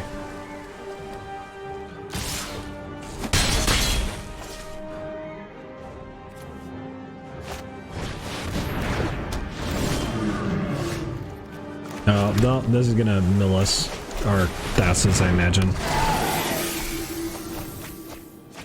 No, hasn't milled it yet.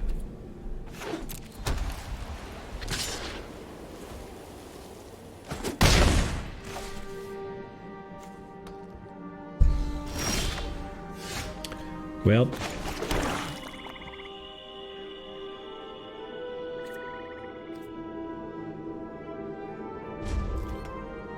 can't do anything about that.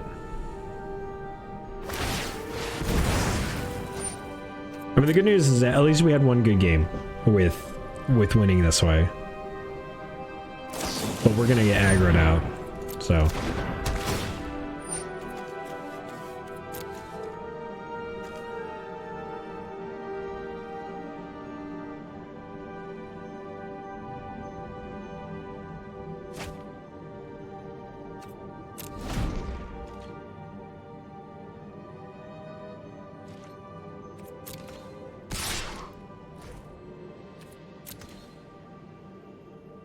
Pretty sure we already attacked, but okay.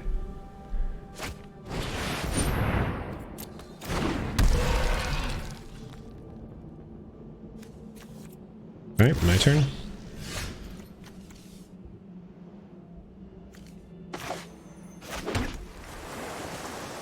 Well, we can do chain to memory, I guess.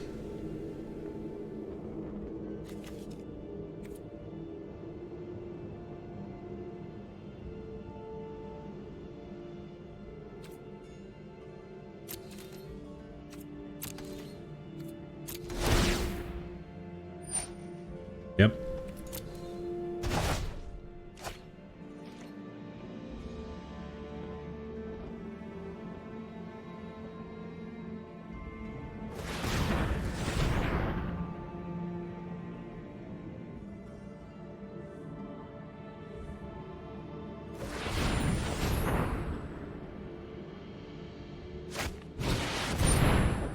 Okay. We're gonna take 3 damage, maybe more, depending if he attacks.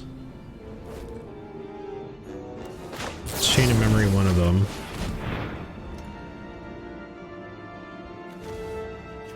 Oof. Never lucky with the lands.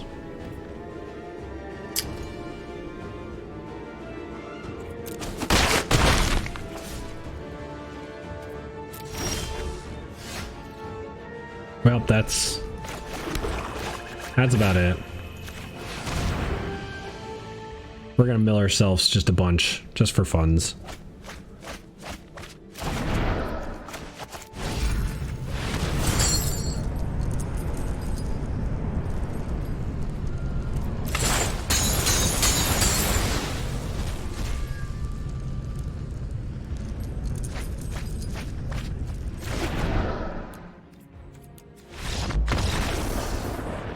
Fun stuff. Ugh. Okay.